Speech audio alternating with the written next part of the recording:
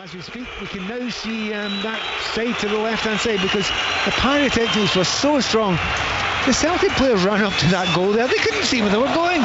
Yeah, it was just a cloud of blue smoke drifting across the pitch, but it is just about clearing now, and I say just about, as the Celtic players gather together in their pre-match huddle. Rangers are already set and ready to go. Rangers in their blue shirts, their white shorts and their blue socks. Celtic, of course, in their traditional home kit as well. The green and white hoops, the white shorts and the white socks. Pat Nevin, former Scotland winger, alongside me. Where is this game going to be won and lost? Very difficult to know. I mean, certainly Rangers don't give too many goals. I've been talking about that this weekend quite a bit. And it's whether they can stop the likes of Furuhashi. I'm very impressed by Kuhn since he's come in. The work rate at Celtic has been fantastic. However, Rangers and improved group. It's very, very difficult to call this game. There doesn't seem to be much in between them. So it may well be that these fans in here think they can make the difference. They're making enough noise.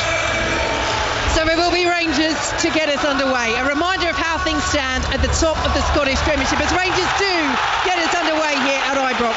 Celtic sit top of the table. They're a point ahead of Rangers. Rangers have a game in hand. That's against Dundee on Wednesday. Then there's the final weekend of the regular season coming up next weekend. As Cyril Dessers chases that ball down, it's cleared away by Joe Hart at the back for Celtic. And Celtic racing down this left-hand side, and the ricochet's in! The clearance into the back of the net! What a start for Celtic! Absolutely remarkable! Dyson Maeda coming down the left-hand side, closing down that clearance inside the opening 30 seconds, and the ricochet bounces off him and flies past Jack Butland into the back of the Rangers net, and Rangers are already lined up, ready to kick off again. Ibrox absolutely stunned. Well, I've seen some incredible starts to some games in my life. It's a long way short of... I can't believe what I've actually seen there. Now, we've actually seen one quite recently where at Liverpool, wasn't it? But there was they tried to clear the ball, comes off the attacker. But this time, Rangers were slightly sleepy in defence there. Tavernier didn't realise that Maeda closed them down so quickly. But that's what Maeda does. We were talking about Ange Postecoglou style. That's it in a nutshell. Unbelievable. 22 seconds it took for Celtic to take the lead here at Ibrox. Nightmare start for Rangers as they come down this left-hand side with Fabio Silva on loan from Wolves. Tom Lawrence will play it off Alistair Johnston, almost bounces out for the corner. Johnston does well. Little 1-2 and Celtic will clear away from the back. Well, Ibrox has found its voice again, but my word, we've had some remarkable moments in Old Firm clashes over the years, but Celtic couldn't dreamt of a better start. I'm not sure if there ever has been a quicker one. I certainly can't remember a quicker one. It's such a weird goal as well, but it underlines the energy that it started with. And here's Maeda again having another go at Tavernier. Down the left-hand side, up against the Rangers captain. Couple of step-overs from Dyson Maeda, who has scored inside the opening 22 seconds here at Ibrox for Celtic as they play the ball into the area. Flies behind and it will be a goal kick to Rangers. Well, Philippe Clement, the Rangers manager, is standing on the edge of his technical area, hands in his pockets. I'll tell you what, we talk about plan A, plan B, plan C. I'm sure that wasn't even in plan Z for Philippe Clement to concede like that inside the opening 22 seconds. Well, certainly Celtic have been told by the manager, go out, high tempo, close down. Well, that worked with bells on it, but even they couldn't have expected so much. And we were talking about the incredibly quick players that got the Japanese players in particular. Well, Maeda, he's known probably as the best at closing down in this team, and he's really worked for him. Well, he's 3 seconds shy of the quickest goal in an Old Firm derby as Rangers play the ball into the area. Chris Sutton scored inside 19 seconds back in 2002, but I tell you what. Well, City's downstairs before, we were having a chat with him. You'd have thought his record was under real danger there. He would have been looking at his watch, I'm sure, just sitting along this gantry away to our right. Chris Sutton, as Rangers have the throw deep inside the Celtic half. What a start for Celtic, leading by a goal to nil. We played 3.5 minutes here on 5 Live as Fabio Silva flicks the ball on for Rangers, and it's all the way through with Joe Hart, whose penalty area is still strewn on that right hand side with blue ticker tape. But it's Celtic fans, not inside this ground, but listening to us and watching on all across Scotland, who will be celebrating that early goal from Dyson Maida as the ball is back with Joe Hart, all in bright yellow for Celtic. We'll take you through the run-ups in a moment, but I don't dare to switch away from the play for a second. Rangers win a throw out on that right-hand side, and the first decision of the game for our referee, John Beaton. Is it just going to be a free kick? Is it going to be more? It will just be the set piece. And Rangers have it on the wide right. And a dangerous area, and it's 2 or 3 times Celtic have tried to play it out from the back. Now they've just watched Rangers being closed down and suffering. Now they've been caught on it. The Scales on this occasion was caught on the ball, and it gives a chance for Tavernier to put the ball in the middle. And if you're listening in, and your Rangers support is probably out with his normal shooting distance, but his delivery is usually very good. Yeah, a little bit wide for James Tavernier in terms of a shot. Of course, he scored that wonderful free kick at Celtic Park back in December. A game that Rangers lost. They've lost both Old Firm clashes this season. As Tavernier swings it in right-footed, and it's straight into the arms of Joe Hart. So let's risk it and take you through the lineups. For Rangers, Butland in goal. The back four of Tavernier, Goldson, Suter and Sterling. Ahead of them, Diamande and Lundstrom, with Wright, Lawrence and Silva supporting Dessers up front as Kyogo plays it forward, looking for the run of Maida, but that ball will spin behind for a Rangers goal kick. So Celtic with Hart in goal. The back four of Johnston, Carter-Vickers, Scales and Taylor. Ahead of them, O'Reilly, Iwata and Hatate, with Kuhn, Kyogo and Maida, who scored inside the opening 22 seconds, charging down the clearance from Tavernier, ricocheting into the goal up front for Celtic. Here is Diamande for Rangers, midway through the Rangers half.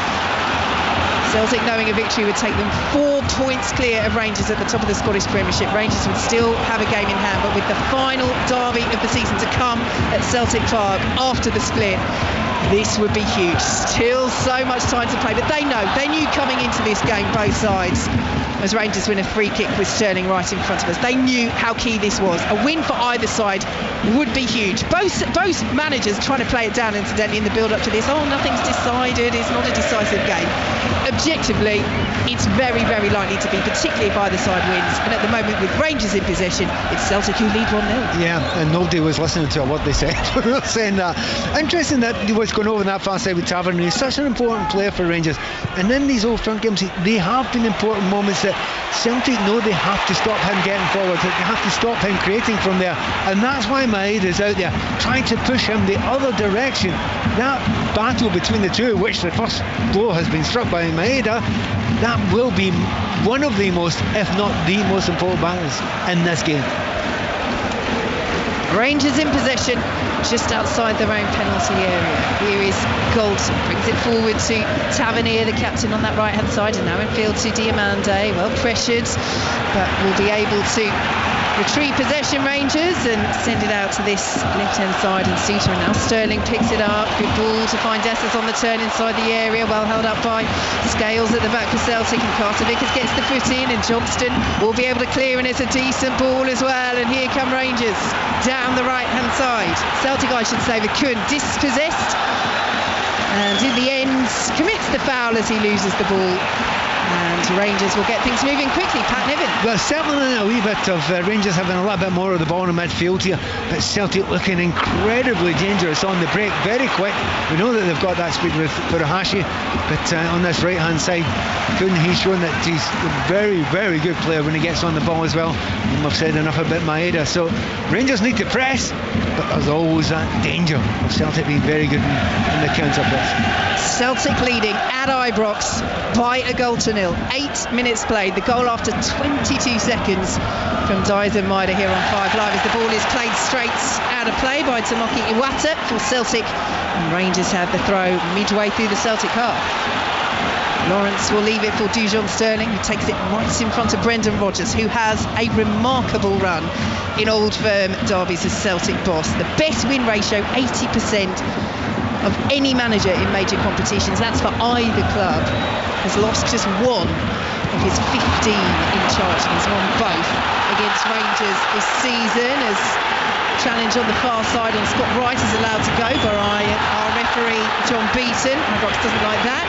Celtic in possession, Rangers win the throw, but Three massive tackles go in there, and the referee wants the game to flow a little bit. He's let the first one go. He must have been tempted to blow up for that. Let the second one go, and then when the third tackle came in, he thought this could get out of hand here, so he's blown up. And I think he's not going to get carried away. We often say this about these games: if you get your cards out early, it's a rod for your own back. So he's trying to let it flow a little bit. He's not getting too carried away about it, trying not to be influenced too much by the noise in the background, but he certainly had to stop the game there.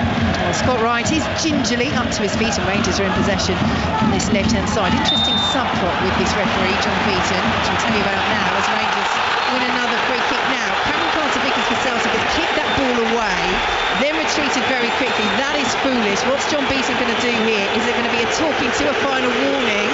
It is. He's saying we're seeing the gesture of the yellow card. He's raised one finger, he's gone one more, and that's a yellow. Should that have been a yellow anyway, Pat? You know, for those who watched Anthony Gordon getting sent off for him, it's not too far away from that. Here come Rangers. Fabio Silva down on the edge of the penalty area.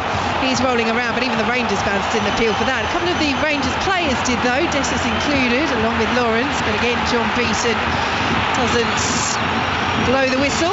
Silva's still down. We do have VAR on the Scottish Premiership. I think he has got an injury there. I think he's suggesting that his toe was trodden on. It doesn't look to me like he's acting.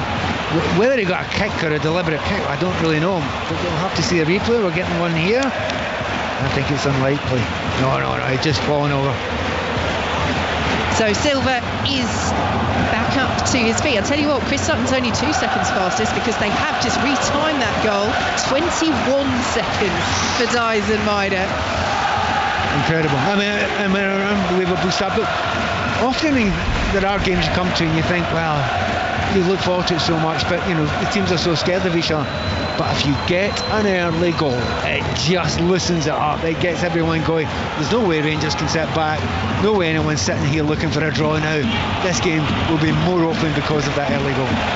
Ball headed forward for Rangers. Dessus will chase, shepherded behind by Cameron Carter-Vickers. So let's go through this little subplot with our referee, because it's quite interesting. Brendan Rodgers is back today from a one-game touchline ban for criticising John Beaton when he was the VAR in their defeat at Hearts last month. Now, he was asked about this obviously in his press conference and said, you know, look, he's one of the top referees. I'm comfortable with the appointment. He had complained about incompetence on the day for the officials as Jack Butland's clearances charged down, that time by Kyogo. Rangers playing dangerously with those clearances. I mean, that time it just took a little nick off Kyogo and managed to make it out of the penalty area, but that's exactly how they conceded inside the opening 21 seconds when Maida charged down Tavernier's clearance as Rangers win another free kick. Fabio Silva going down. He's frustrated. Philippe Clement doesn't look frustrated on the touchline. He's a very calm manager, but he does turn away and walk back to his dugout, which I think is his way of expressing frustration. The referee's given a free kick against Carter-Vickers after saying he's only got one more chance. I don't think it was a particularly bad foul there. There might have been a little bit of a nudge, no more than that. But every single time Carter-Vickers gets close to the ball now, every single Rangers fan in here will make sure the referee knows about it. A frenetic start here at Ibrox. Celtic it is who lead, as they have done since the opening 21 seconds, and they're coming down the left-hand side again, and Maida plays the ball into the area, fizzes just in front of Kyogo and goes behind for a Rangers goal kick. 12 minutes played. Celtic lead 1-0. Well, once again, ball played behind Tavernier, wasn't quick enough. Maida got beyond and there, got across in, and Furuhashi, who we talked about beforehand, usually gets into that space around about the 6-yard line. He was a yard short of it, or Celtic would have had a second. O'Reilly gets a foot on the ball for Celtic, but it spins to John Lundstrom. Plays the long ball over the top for Rangers, looking for the run of Fabio Silva. Johnston under pressure, defends it well in the end. The Celtic right back and clears out of play for a Rangers throw. It's off underlining as well. It is windy out there and it's swirling, so the ball's doing some strange things. So if a ball's played long, you might as well chase it. It will confuse defenders, and that's part of what happened with the opening goal. Ball is played through by Hatate for Celtic, but gets a deflection and will go out of play for a Celtic throw midway through their own half. Rangers 0, Celtic 1 here on BBC Radio 5 Live. A scoreline which, as things stand, with plenty of time to play, is taking Celtic 4 points clear at the top of the Scottish Premiership. Rangers still with that game in hand, but as we say, the final Old Firm derby of the season, post-split, when the top 6 and the bottom 6 play each other to finish off the Scottish Premiership season. That derby will be at Celtic Park. This would put Celtic in a very, very strong position indeed, as they look to make it 12 of the last 13 Scottish Premiership titles. As Sousa clears away at the back. They're having to avoid a light blue poncho that is drifting around outside the penalty area there. No player seems interested or really can break their concentration enough to get it out of play. You just wonder if the referee might stop play and notice it. I mean, it is quite a big obstruction if somebody gets into that Rangers penalty area. Well, there's certainly a problem there. I think it was Hatate who got it caught up in his feet, and that's one of those things that could put a player off and could lead to a goal. We're doing another beach ball scenario. It's rather the size of a deflated beach ball, and again they're having to play around it right now as Butland clears away for Rangers. But the game is so absorbing, I think nobody wants to take their eyes off it or break their concentration. Maybe that does include referee John Beaton, but somebody's got to get rid of that. If the ball hits that in the penalty area, then they've got a real decision to make as the whistle goes. But Butland should go and get it now. He's got a free kick. Butland he's just leaving it there. And anyway, we're not going about this strange push. Yes, Butland has finally got it. Everybody was watching a piece of plastic instead of watching the game there. It's gone there. Yep, he's tucked it away behind the advertising hoardings, and now he'll come and take this free kick. So 15 minutes gone, Rangers 0, Celtic 1, as Butland sends it long up towards the Rangers striker Dessis, tussling with Cameron Carter-Vickers. Ball bounces towards Fabio Silva, who brings it down inside the penalty area on the turn, can't get the shot away, and Rangers will play it out to this right hand side, and Nicholas Kuhn is well charged down by Dujon Sterling. Big roar from Ibrox there, but Sterling gesturing with both hands. Is that towards his teammates? Is that towards himself? Because it has been a hugely frustrating start to this game for Rangers. They trail 1-0, Celtic scoring inside the opening 21 seconds. I think there's a frustration if you want to get on the ball, get it down and play some passes, and it's difficult to do it because there's no space in the pitch yet. This is what happens at the start of many games, but particularly games between Celtic and Rangers. Gaps will open up and players will get a little bit of space. Lundstrom's ball into the penalty area for Rangers, cleared away by Celtic. Silva won't pick it up for Rangers. Dujon Sterling is there ahead of Nicholas Kuhn. Again, Rangers win a free kick. They've all gone Rangers' way so far. There are these little niggly fouls from Celtic. Celtic who are leading by a goal to nil. As Iwata clears the ball away, out of play, off Tom Lawrence, and it will be a throw to Celtic. Pat Nevin. Yeah, it's a good battle between Lawrence and Iwata just now. Lawrence, a good creative player for Rangers, had a really good season. Iwata coming in instead of the Celtic captain, so a lot of eyes on him at the moment. It's been a battling performance from him so far. He's done okay. Ball played forward by Kyogo Furuhashi, but too much on it. Nicholas Kuhn won't reach it, and it's all the way through with Jack Butland. Yes, if you're just joining us here on 5 Live, Celtic captain Callum McGregor on the bench for the first time since the end of February. Not fit enough to start as Celtic win possession, and it's brought forward by Taylor, collected by Iwata, and now O'Reilly will pick it up. Right hand side of the penalty area, Kuhn now collects for Celtic, plays the ball in, it's blocked away by Rangers, and it will be a Celtic throw. Celtic will lead by a goal to nil. It's the first time probably in the game that Celtic have had the kind of possession that they usually enjoy. In the final third, playing across the 18-yard line, a deal of control. They've not got McGregor, who's usually the base of that, but that's the first time, and it just shows you the game's beginning to calm down to basically a roar.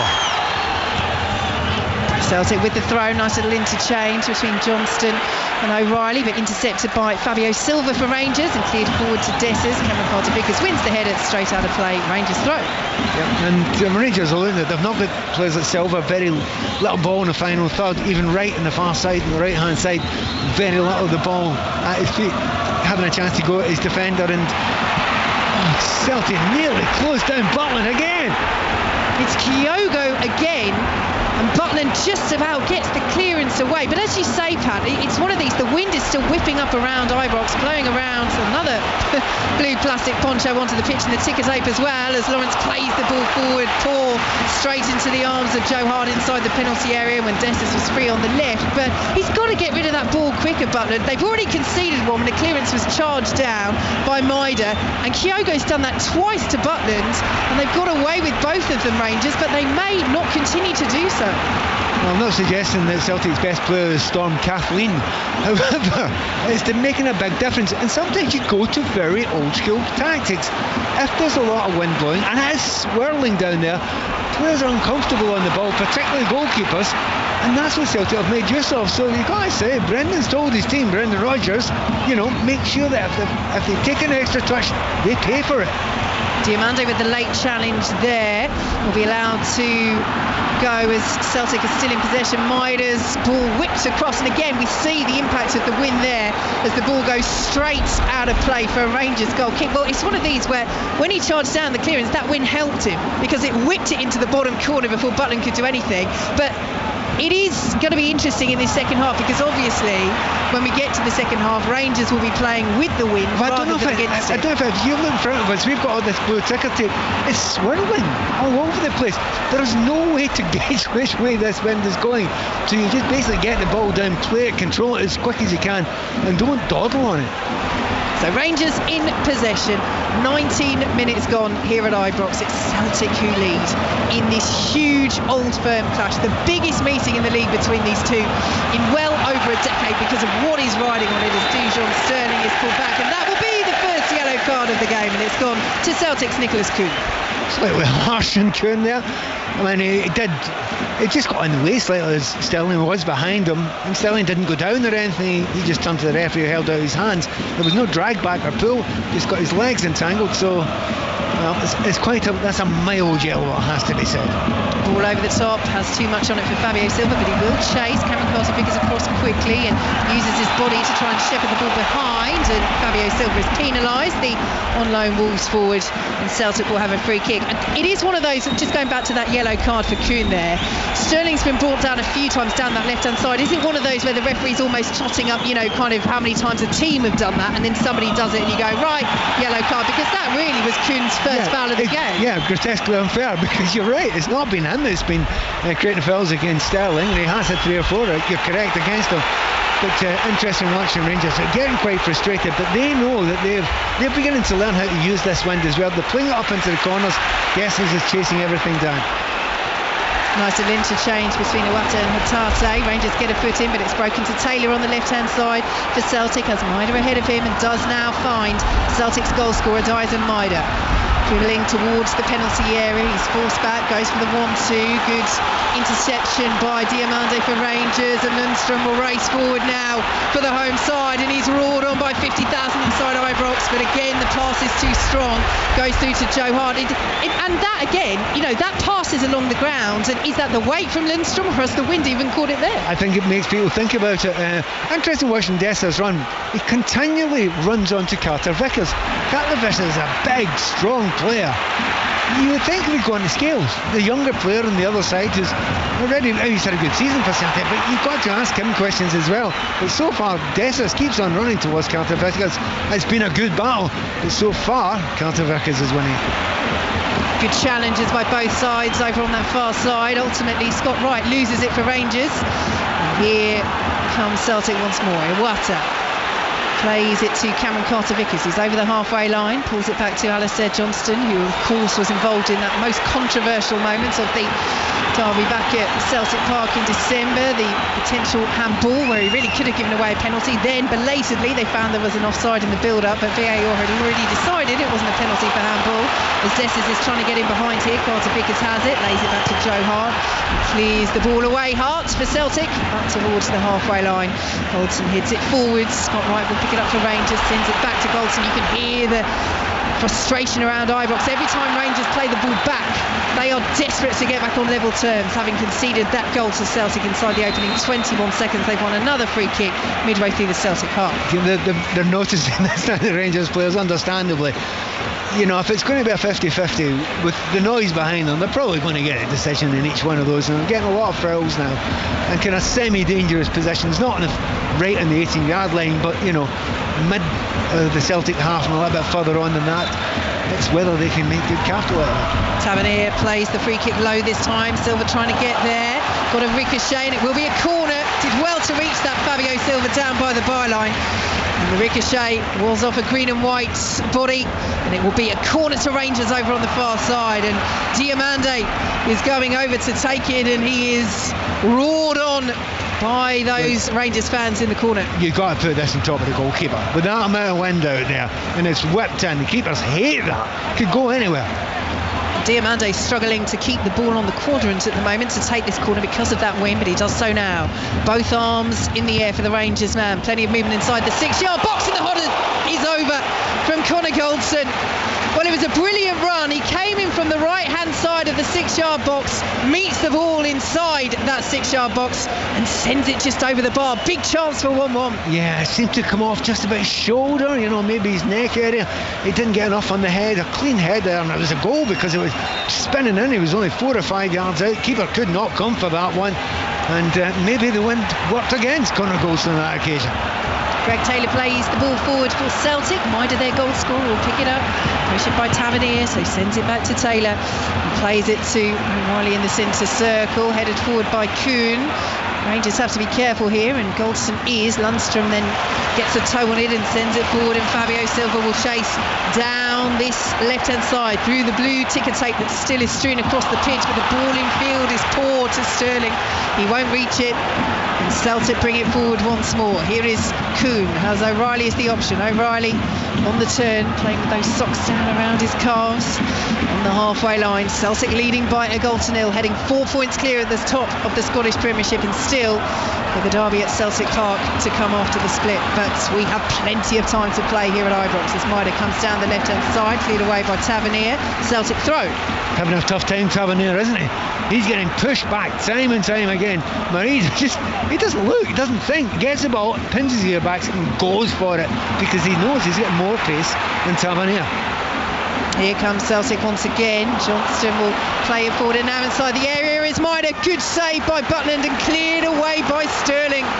More nervy moments for Rangers at the back as Celtic push for a second here at Ibrox on 5 Live. Johnston will pick it up on this right-hand side, pressured by Fabio Silva. Pulls it back to O'Reilly, and now in field to Kuhn. One of their January arrivals will square it to Hatate, who drives just wide. Butland might have had it covered, but at the moment Celtic are on top, Pat. 2 brilliant chances there, and often you get Hatate in those sort of positions, they usually get in the corner there, usually makes the keeper make a save. But I was thinking the chance just before that with Maeda, that was a better chance. He's got himself played through, and he's at an angle, grant him that. Butland's got the angles right, but he's side-footed it. He's got to get more power than that against a good goalkeeper like Butland. Well, England manager Gareth Southgate is here. Jack Butland not making the latest squad, and spoke about his disappointment of that. He'll be pleased at least to have made that save as Tom Lawrence drives. Little ricochet on the edge of the area. Celtic will pick it up and clear away up towards halfway through O'Reilly. Ball almost picked up by Nicholas Cooney. Did really well to keep that in, but can only play it straight into the Rangers penalty area, where Jack Butland, all in bright orange, bowls it out underarm to Connor Goldson. Now here is John Suter. Lundstrom picks it up for Rangers, who trail by a goal to nil. Rangers, who have won only one of the last 9 Old Firm clashes, but we're saying that Philippe Clement, for the 2 they've lost this season, wasn't in charge for the first one at Ibrox. This is his first home Old Firm clash. As the ball is cleared away by Celtic, but will be played to Dessers, and now here is Lawrence, can't find Diamande, and Diamande's committed the foul there on Hatate, just on the edge of the D, and it will be a free kick to Celtic, who lead still by a goal to nil here on 5 Live. 27 minutes gone at Ibrox in this first half. Well, 27 minutes gone, and you're beginning to see the odd little gap that the players can get, the ones that want the ball on the deck, the ones that can make things happen. Lawrence has got a shot away there, it was well done there, but he's beginning to find a little bit of space. For Celtic, O'Reilly, he's a quality player. He's just so elegant in the middle of that park there. For the first 20 minutes, hardly got a kick of the ball, but he's worked hard. Now the gaps are beginning to open, and he is beginning to spray some very, very interesting balls for Celtic. Celtic with the throw over on the far side, and that's it, isn't it? We've talked about Callum McGregor, the Celtic captain, being on the bench. The Celtic midfield were always going to have to step up in his absence. He might be fit enough to come on, And so far they're doing that, but it's Rangers coming forward. Diamanda plays it forward. Fabio Silva on the charge. Joe Hart comes out, jumps high and claims. There's a few frustrated calls from Rangers fans there. You know, that wasn't exactly a pass, that was more an up and under. Here goes Kuhn for Celtic, challenged by Sterling. Lundstrom will allow it to bounce and play it back calmly to John Suter. Steps away from Matt O'Reilly and plays it forwards as Rangers look to build down that central position. The foul is made and Rangers will have the free kick inside the centre circle. So got Wright going down, coming in from that right hand side, and Rangers get things moving once more. Trailing by a goal to nil. It tells you a wee story, Vicky, that Wright has had to come in once again for the Hash to try to close down, but Wright's not getting any ball on the right hand side there, so he's coming in the pitch, and I'm not sure that's what his manager wants. Good clearance over his shoulder by Diamande. Dessers will play it out to this left hand side. In fact, it got a Celtic boot on it first, goes out of play for a Rangers though. Again they get play moving so quickly. Rangers looking to win the Scottish Premiership for the first time since 2021 and only the second time in 13 years. Of course, during that time they suffered most financial difficulties and were demoted to the bottom tier of Scottish football, and is one of the reasons why Celtic have been so dominant in recent years. But this is the closest this title race has been at this stage in well over a decade. There is so much riding on this Old Firm clash, and it's Celtic on 5 Live who, with half an hour gone here at Ibrox, lead by a goal to nil. Goal scored inside 21 seconds. Dyson Maeda closing down Tavernier's clearance, ricocheting wickedly into the net across goal. Celtic it is who are heading 4 points clear at the top of the Scottish Premiership. Rangers have a game in hand, that's against Dundee on Wednesday, but the final Old Firm derby of the season is at Celtic Park. This would put Celtic in a very, very strong position to retain the title as they look at around at the back. Ibrox on the Rangers players to close down, but they've just waited for the error, which has been made. But Maeda's stolen it, and here goes Maeda midway through the Rangers half. Good run from Dyson Maeda. This lovely turn will take it to Kuhn's ball into the area. Brilliant save by Butland. Oh, that is a fabulous stop. Matt O'Reilly had made the run inside the area. It was a powerful header, and Butland has pulled out the save of the match. Well, that little period of play there has just shown you the difference between the two teams. Rangers will not close down high up the field. Let Celtic get decent possession. When it eventually goes to Rangers, they're not allowed to sit on it, and it led to the chance. They played the corner short, 2v1. Rangers head the ball away inside the area. Picked up by Taylor, who plays it out to this right-hand side once more. Kuhn's delivery, plenty in there, ricochets, and Butland in the end will claim with Kyogo for a Hashi right in there, couldn't make contact. Rangers looking so nervy at the back, but they're coming down this right-hand side now. Celtic leading by a goal to nil here on 5 Live at Ibrox. Is that a handball by Fabio Silva? It was. And the whistle goes, and it's a free kick to Celtic. The patrons of Ibrox are not happy, and understandably so. And Celtic have made 3 decent chances in the last 5 minutes or so. When the game slowed down a little bit, and they've been able to, checking for a possible handball penalty in the area there. It seemed to be ricocheting about quite a bit. And if they're stopping the game to have a look at it, and this would be a penalty for Celtic, not for Rangers, even though the ball's up the other end. That's a very worrying time for these Rangers fans, because, as you say correctly, Celtic have been the better team by some distance in these last 5 or 10 minutes, and Rangers haven't really created anything clear. Now Ibrox has fallen silent. They are checking for a penalty to Celtic. The question is it a handball by Connor Goldson? And the referee is coming to the screen, and you can hear the groan around Ibrox because John Beaton is coming to the screen. He has to decide here whether this is a handball by Connor Goldson, and this could be very, very bad news indeed for Rangers. You know, have Brendan Rodgers staring at him at a distance, trying to put as much pressure on as possible. Here he is. Let's see, he makes the sign. It's a penalty to Celtic. And there is silence and there is shock around Ibrox. No away fans in here, but they are really up against it now. Celtic with the chance to double their advantage before the break. What a moment this could be.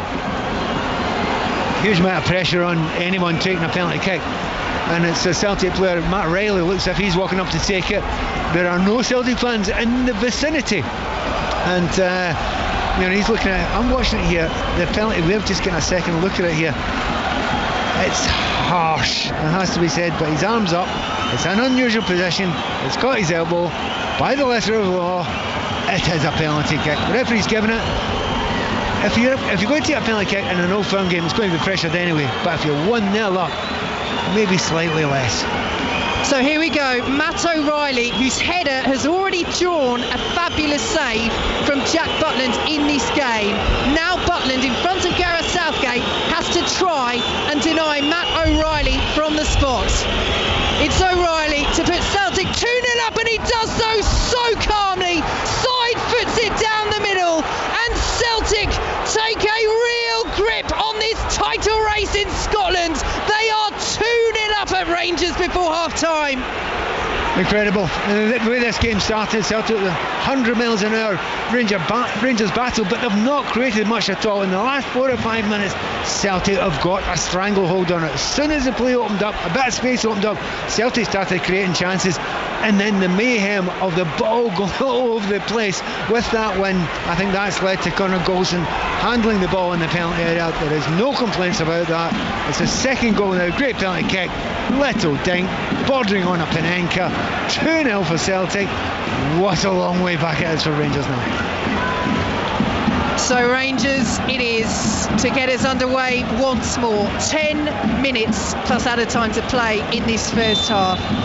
But there was so much hope coming into this game. As we have to say, there was going into the clash at Celtic Park back in December. They were 16 games unbeaten under Philippe Clement, and they'd had some tough runs in Europe in there as well.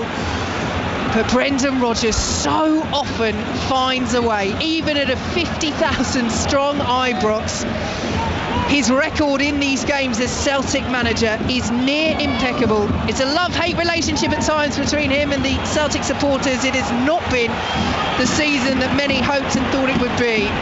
But this will go a long way to addressing that, and it will go pretty much all the way to addressing that if they are then able to close out the Scottish Premiership title. And they're coming down the left-hand side once again. Kyogo's in there, and the ball is behind.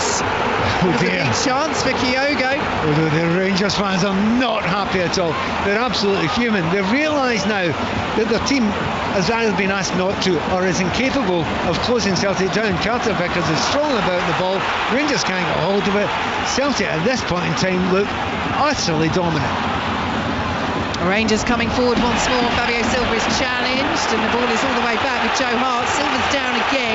Now, it's kind of hard to tell whether the frustration is for what is a perceived foul or the fact that Silva's gone down again, because it really hasn't been his afternoon, even for the home fans and the home side. To be fair, he's gone down far too easily. He has to understand different type of football here. There's going to be some tackles, there's going to be some coming together. Every time it happens, you don't roll about in the ground as if you're never going to be able to get back up again. It's not that kind of game. Here goes Maida. He's lost the ball for Celtic on the left-hand side. Yes, this is the first Old Firm clash for the on-loan Wolves man, and I think you're spot on, Pat. You've got to be able to see, as the referee, John Beaton, stops the game. Now, it's Beaton there. Is he making a diving signal there? Basically saying, look, you need to stop diving because I'm not going to buy it. And that's it. Fabio Silva has to realise, as you say, Pat, you've got to look at the way that referee John Beaton is refereeing this game. Those sort of challenges and that sort of reaction, nobody else is doing it on the pitch. And I think you have to tune into that. You're right. The player started trying to at the start, put a lot of pressure on him. He's not been going for it, so they get it. Silva has to get it as well, and he's got on with the game and not roll about every time. Here comes Celtic once again. Kuhn's ball across, and Butland spilled it at the near post, and Kyogo trying to force it in on the angle can only fire it back into the arms of Jack Butland. At the moment, Pat, with 8 minutes to play until half-time, Rangers just need to get to the break at 2-0 down. Yeah, they're hanging on by the fingertips, but they need to keep on attacking. The thing is, they don't seem to have any answers at any part of the pitch, but a goal between now and half-time would make a huge difference for Rangers if we could somehow get something. Celtic have lost it outside their own penalty area. Poor play from Maida, who scored their opening goal here at Ibrox after 21 seconds. Ball is out of play, won't be reached by Sterling, but this is it. Listen to the noise around Ibrox, and it's every time now that Rangers make a mistake or even play the ball backwards. It's actually incredible. We talk about the fact that there are no Celtic fans in here. the Rangers fans, because of the frustration of they're doing the job that Celtic fans would do. They're putting off their own players. Understandably, they're frustrated, but their own players now will start lacking in belief, because every time they give the ball away, they're getting booed, their own players. That doesn't help you if you're trying to play in a confident way. Kyogo down, that's what those cheers were for, but Celtic do win the free kick. And I think this is the thing as well. I mean, we saw it in patches at Celtic Park when Rangers were pushing for that late equaliser with 10 men. When you don't have away fans as well to try and sing over and be louder than, you don't have that rivalry between the supporters either. And so actually all your emotion is focused on your own team, whether it's positive or negative. And at the moment for Rangers, it's negative. Well, the Rangers fans are right here. Well, I'll tell you in a minute why they're right. O'Reilly's coming forward, plays it through the centre, good sliding interception by Suter, so it won't reach Kyogo. Now Silva's gone down again, clutching his face, punching the crowd. Alistair Johnston, who was in there, is laughing. Rangers have just stopped play as referee John Beaton then stops play to come over and see if Fabio Silva's all right. This is going to be interesting. We do have VAR. Silva is clearly insinuating that he's been struck in the face by Alistair Johnston. Johnston is still laughing about it. Now he's gesturing towards Fabio Silva. Fabio Silva's now got up very quickly. He's talking to John Beaton. Mohamed Diamandi of Rangers is now coming over to the official as well. Now let's see. Is it going to be a booking for Alistair Johnston? That's interesting. I mean, I don't think the referee saw that one. It's a very weird one. So you've got. I mean, the referee's got to slow down. If he thinks that's a deliberate elbow or whatever to the face, he's got to have a little look at it. Well, it's too late now because Rangers have restarted. Yeah, VAR had a look to see if it was violent conduct, but he didn't even blow the whistle there initially. He only seemed to blow it because Fabio Silva went down. Then Fabio Silva was furious, and having just said to Fabio Silva, look, I'm not going to get involved with your diving, he then books Alistair Johnston. Anyway. That's an offer. Don't trust me, it's like this. Over games where things happen. It is being played at 100 miles an hour here on 5 Live as that ball forward from Kuhn won't reach Kyogo, and Diamande has it. Rangers trailing by 2-0. 5 minutes plus added time to play in the first half here at Ibrox. And again, the frustration just because Rangers pause. Now even more because Tavernier's lost it, and it might be even more now because Kyogo is into the penalty area. Good sliding block by Goldson, and Suter puts it out of play. But these are the boos for their own team from the Rangers fans. All over the place, absolutely all over the place on that Rangers back line now. They've lost the control, the structure that what Clement has been working on all the time that he's been here. It's completely gone now. They're not working as a team in the midfield. But the biggest frustration, and I mean the very biggest frustration for Rangers fans, is when Celtic get at the back, they're not closing down. Dessers is chasing shadows, but it's the 3 or 4 men that are passing the ball between them. The midfield are not helping them. They're standing off. They can't do that. They're 2 goals down. They've got to get in the front foot. Sterling clears forward, nice layoff by Dessers, bounces over the head of Tom Lawrence, but he will retain possession on the halfway line. Here comes Diamande. Rangers stringing some passes together. Diamande is then fouled. Immediate yellow card for Matt O'Reilly, and it will be a free kick to Rangers, a third of the way inside the Celtic half. Again, it wasn't a huge amount out for O'Reilly. He slid in a little bit, but there's a number of players out there that every time that they're touched at all, they're making huge amounts out of it, lots of it rolling about. It's a wee bit sad to see because usually these games are a little bit more robust. People just got on with it. Well, it's been a tough afternoon for James Tavernier. What can he do from this free kick? Swings it into the edge of the penalty area, headed across, won't fall for Lawrence, cleared away by Scales for Celtic, but they're very deep, the green and white shirts, and Sterling can play it back into the area. Dessers is in there, cleared away by Johnston. It will be a Rangers corner. How they need a goal here before half time to pull a goal back. Celtic leading by 2-0. What a huge lift it would give them, because they've been outplayed for 20 minutes or so at least, but they're not creating anything. Certainly the best piece of creation has been from the corner kick before, when Goldson had half a chance, and as we speak, is that Suter running towards it? He's got a cut in his head. So yeah, that's quite a lot of claret coming off the top of his head there. It's the last thing they need is any player to be off, and they've got a chance of a corner kick to put in the box, Rangers, but they're going to have to get on with it with 10 men. Yeah, but he's going to have to be patched up here, as Rangers do have this set piece swung in towards the far post, and Joe Hart has to punch away from right underneath his crossbar. It will be another corner to Rangers from the far side this time. Well, that was going in without a doubt, but Joe Hart had to keep his eye on it, and he knows it's swirling all over the place. A real good pace just under the crossbar. Decent save there from Joe Hart. So Souta's still being patched up, so Rangers temporarily down to 10 as they take this second corner in quick succession from the right-hand side. It's swung in by Diamande, it's cleared away by Celtic inside the 6-yard box, picked up by Tavernier midway through the Celtic half, plays it back in, and Lundstrom slipped just inside the penalty area as he looked to retrieve that ball. But well, interesting what Rangers are doing just now. Dessers is saying to his team, come on, close Celtic down here. There's a throw in right down beside the corner flag where Celtic are defended. But are Rangers capable of closing down that high, particularly against 10 men? Souta is still being patched up here. That's why Rangers are temporarily down to 10. He's taking his shirt off. He's trying to clean the blood off his hands as well. And that's a short back pass. Button will get there ahead of Kyogo. Johnston heads it forward just inside his own half for Celtic. Diamande brings it down for Rangers. Lundstrom will play it forward, and now Tom Lawrence on the turn skips away from the challengers but eventually overruns it. Will be cleared away by Scales for Celtic up towards Maida. Diamande's got a foot in. Souta's still being patched up.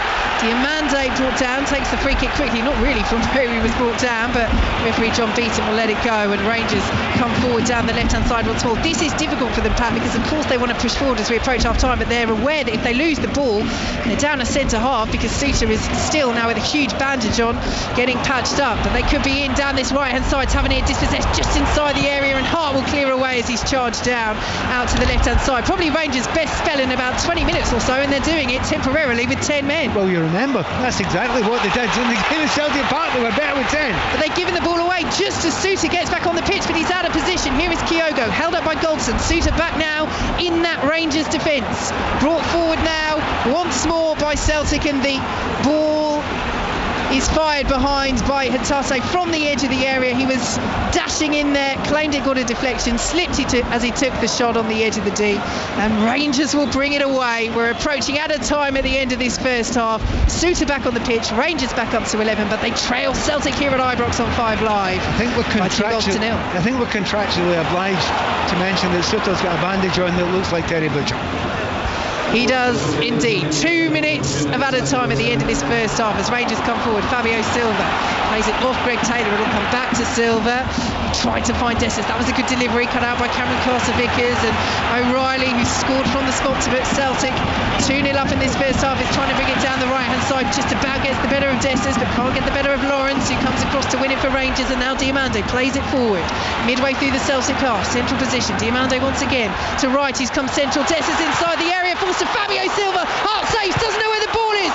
Silva's second effort is blocked. Forward by Sterling. Silva once more inside the area. Can he get a third shot away? He plays it into the Celtic player Kuhn, and Celtic clear, but only as far as Lundstrom. Rangers pushing to get a goal back before half-time. Lawrence to right, stabs it forward. It's poor. He doesn't get the purchase, and Ibrox roars its frustration and disapproval, because at the moment it's Celtic who lead by 2-0, and Celtic who are going 4 points clear at the top of the Scottish Premiership, and Celtic who are coming forward over the halfway line.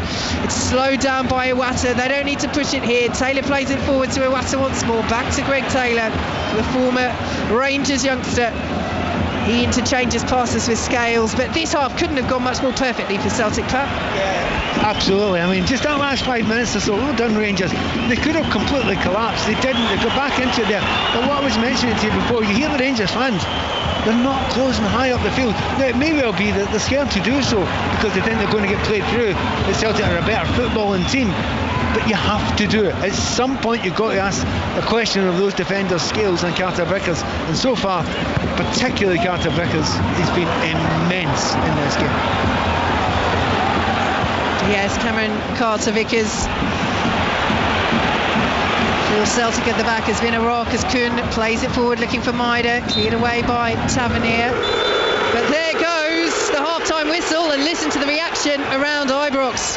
They are not happy, because Rangers, who came into this game knowing it was huge in their bid to win only their second Scottish Premiership title in 13 years, are trailing by 2-0. They fell behind after 21 seconds. Dyson Maida closing down the clearance of Tavernier. It ricocheted off Maida, across goal and into the net. Matt O'Reilly making it 2-0 from the penalty spot after a handball by Goldson. And Pat Nevin, we have to be honest, Celtic could be further ahead. They could be further ahead. I mean, Fabio Silva had a couple of chances near the end there, but every single game you got to see, space eventually opens up. There's a battle. Celtic chase got a good start, and to some degrees a lucky start as well. But when the space opened up, Celtic just looked to have that bit more quality, holding the ball that much better, and be able to create opportunities, and that's exactly what they did. It's 2, it could have been more than 2. Rangers come back into it a little bit near the end there. However, these Rangers fans, they know what's wrong. They've not had the quality, but they've not been able to close down at that level. They need to change it. Personnel, style, whatever. They're sitting here at Ibrox Park watching a real possibility of this league campaign getting away from them. As it stands, Celtic are heading 4 points clear at the top of the Scottish Premiership. Rangers still have that game in hand, but with the final Old Firm derby of the season after the split coming at Celtic Park, this would very, very much put Celtic in the driving seat for that title. The biggest 45 minutes of manager Philippe Clement's Rangers career so far coming up in this second half here on 5 Live, because at Ibrox at half time it's Rangers 0, Celtic 2. So, Pat, we initially clocked Maeda's free goal at inside 22 seconds. Now it's inside 21 seconds. Do you think there's any chance we could get it inside 19 to beat Chris's record? I think I know exactly where you're going there with that. Chrissy's going, no chance, absolutely not a chance in the world. Do you know what? It is lucky, right? Because it's, he's closed down and it could have gone anywhere. The point is, they planned that. They planned to close everything down, because it's not just that time. Furahashi's been closing down. Maeda's been making Tavernier's life a nightmare. Butland's been rushed every single time. So, yeah, it's lucky. But they worked for their luck and they planned for that possible luck. And you add on top of that the fact that Brendan Rodgers has said, it's a windy day out there. The ball's all over the place. Don't give people time on the ball. It's a very old school thing to say. It's worked for them, to get them the first goal, and arguably the second goal as well, because that ball's whipped in there, and normally that wouldn't have been handled by a centre back in there, but because it's zipping all over the place there, it's gone on to Goldson's arm, and rest is history. Goal scored by a very, very calm looking O'Reilly, who certainly when he was walking up to take it, I thought there's a lot of pressure on you. It's a big game, an Old Firm game. Well, there are 1 or 2 players out there just now that don't know as if they're under pressure. He's one of them, and certainly Cole Palmer seems to have the same sort of effect when he walks up to a penalty kick. Yeah, as Vicki was saying, Pat, imagine Gareth Southgate is there to watch Jack Butland, who's been in England squads before. He was in the World Cup squad in 2018, and he's lost Sam Johnston and Nick Pope to injury, so there's a gap there for the third keeper. But actually, it's the other former England keeper at the other end, Joe Hart, who made a massive save just before half-time. Yeah, he made a massive save before half-time. There was also one from a corner before that. It's no surprise that we're talking about corners, causing all sorts of difficulties. Keepers are hating this because it's been zipped in on top of them. So he had that one that he saved below the crossbar, but yeah, you're absolutely right. Rangers play through the middle. Dessers, who's having a battle royale with Carter Vickers, managed to put his physique in place that allowed the ball to fall for Fabio Silva, who got it on target. But you're right, he'd come out, Joe Hart, made himself very, very big, just got a bit of his body in the way, but he didn't stop there. He kept alert, and when he came again, there was 2 Celtic defenders and Hart right on top of Fabio Silva again, so the chance was snuffed out again. But I suppose, yeah, well done Joe Hart, not has had much to do as Butland's had to do, but he's done it very well. I think this is his last season he's going to be at Celtic Park, and he can go out in a high if he has another half like this, because he has not put a foot wrong. Pat, Vicki, thank you very much indeed. So Rangers 0, Celtic 2, half-time. Of course, we'll bring you second half commentary on 5 Live Sport. It's Northampton 7, Munster 7 in the European Champions Cup Rugby last 16 tie. You can hear full commentary of that over on 5 Sports Extra. We'll be back there. We'll keep you up to date with the County Championship. We'll hear more from Max Verstappen after his victory at the Japanese Grand Prix. And our first look ahead to Manchester United Liverpool, which we're bringing you in full at 3:30 on 5 Live Sport this afternoon. We'll do it all after the news with Bethan Holmes. Listen on BBC Sounds. This is BBC Radio 5 Live. The Israeli military says it's withdrawn all ground troops on active manoeuvres from southern Gaza. Only 1 brigade remains there. It's unclear how possible plans for a ground offensive in the city of Rafah, where more than 1 million displaced Palestinians are sheltering, will be affected by the withdrawal.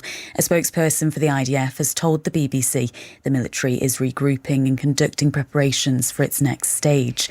In Egypt, talks aimed at securing a ceasefire and the release of hostages in Gaza are expected expected to resume exactly 6 months on since the October 7th attacks.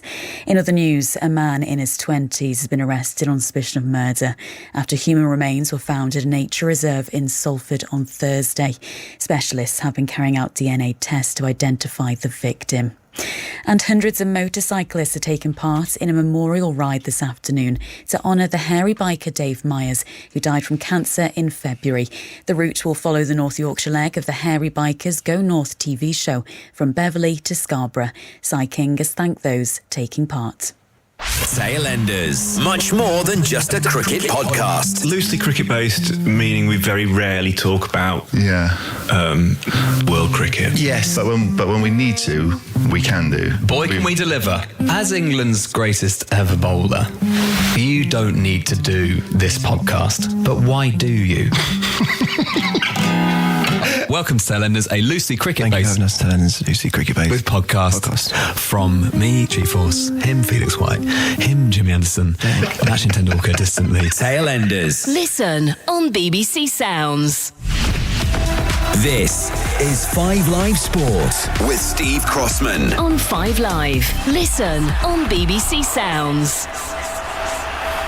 Rangers 0, Celtic 2, half-time in the Old Firm in the Scottish Premiership. Second half commentary on the way. Commentary on 5 Sports Extra right now in the round of 16 of the Champions Cup. Northampton, Munster. Chris Jones is watching. Yeah, it's been a cracking start to this game. Almost halfway through the first half, Steve. Northampton 7, Munster 7. A try from Northampton, beautifully crafted. James Rahm under the post. When they play with tempo in the option 22, there are few teams who execute like the Saints these days. But credit to Munster, they came back brilliantly. Sean O'Brien scored.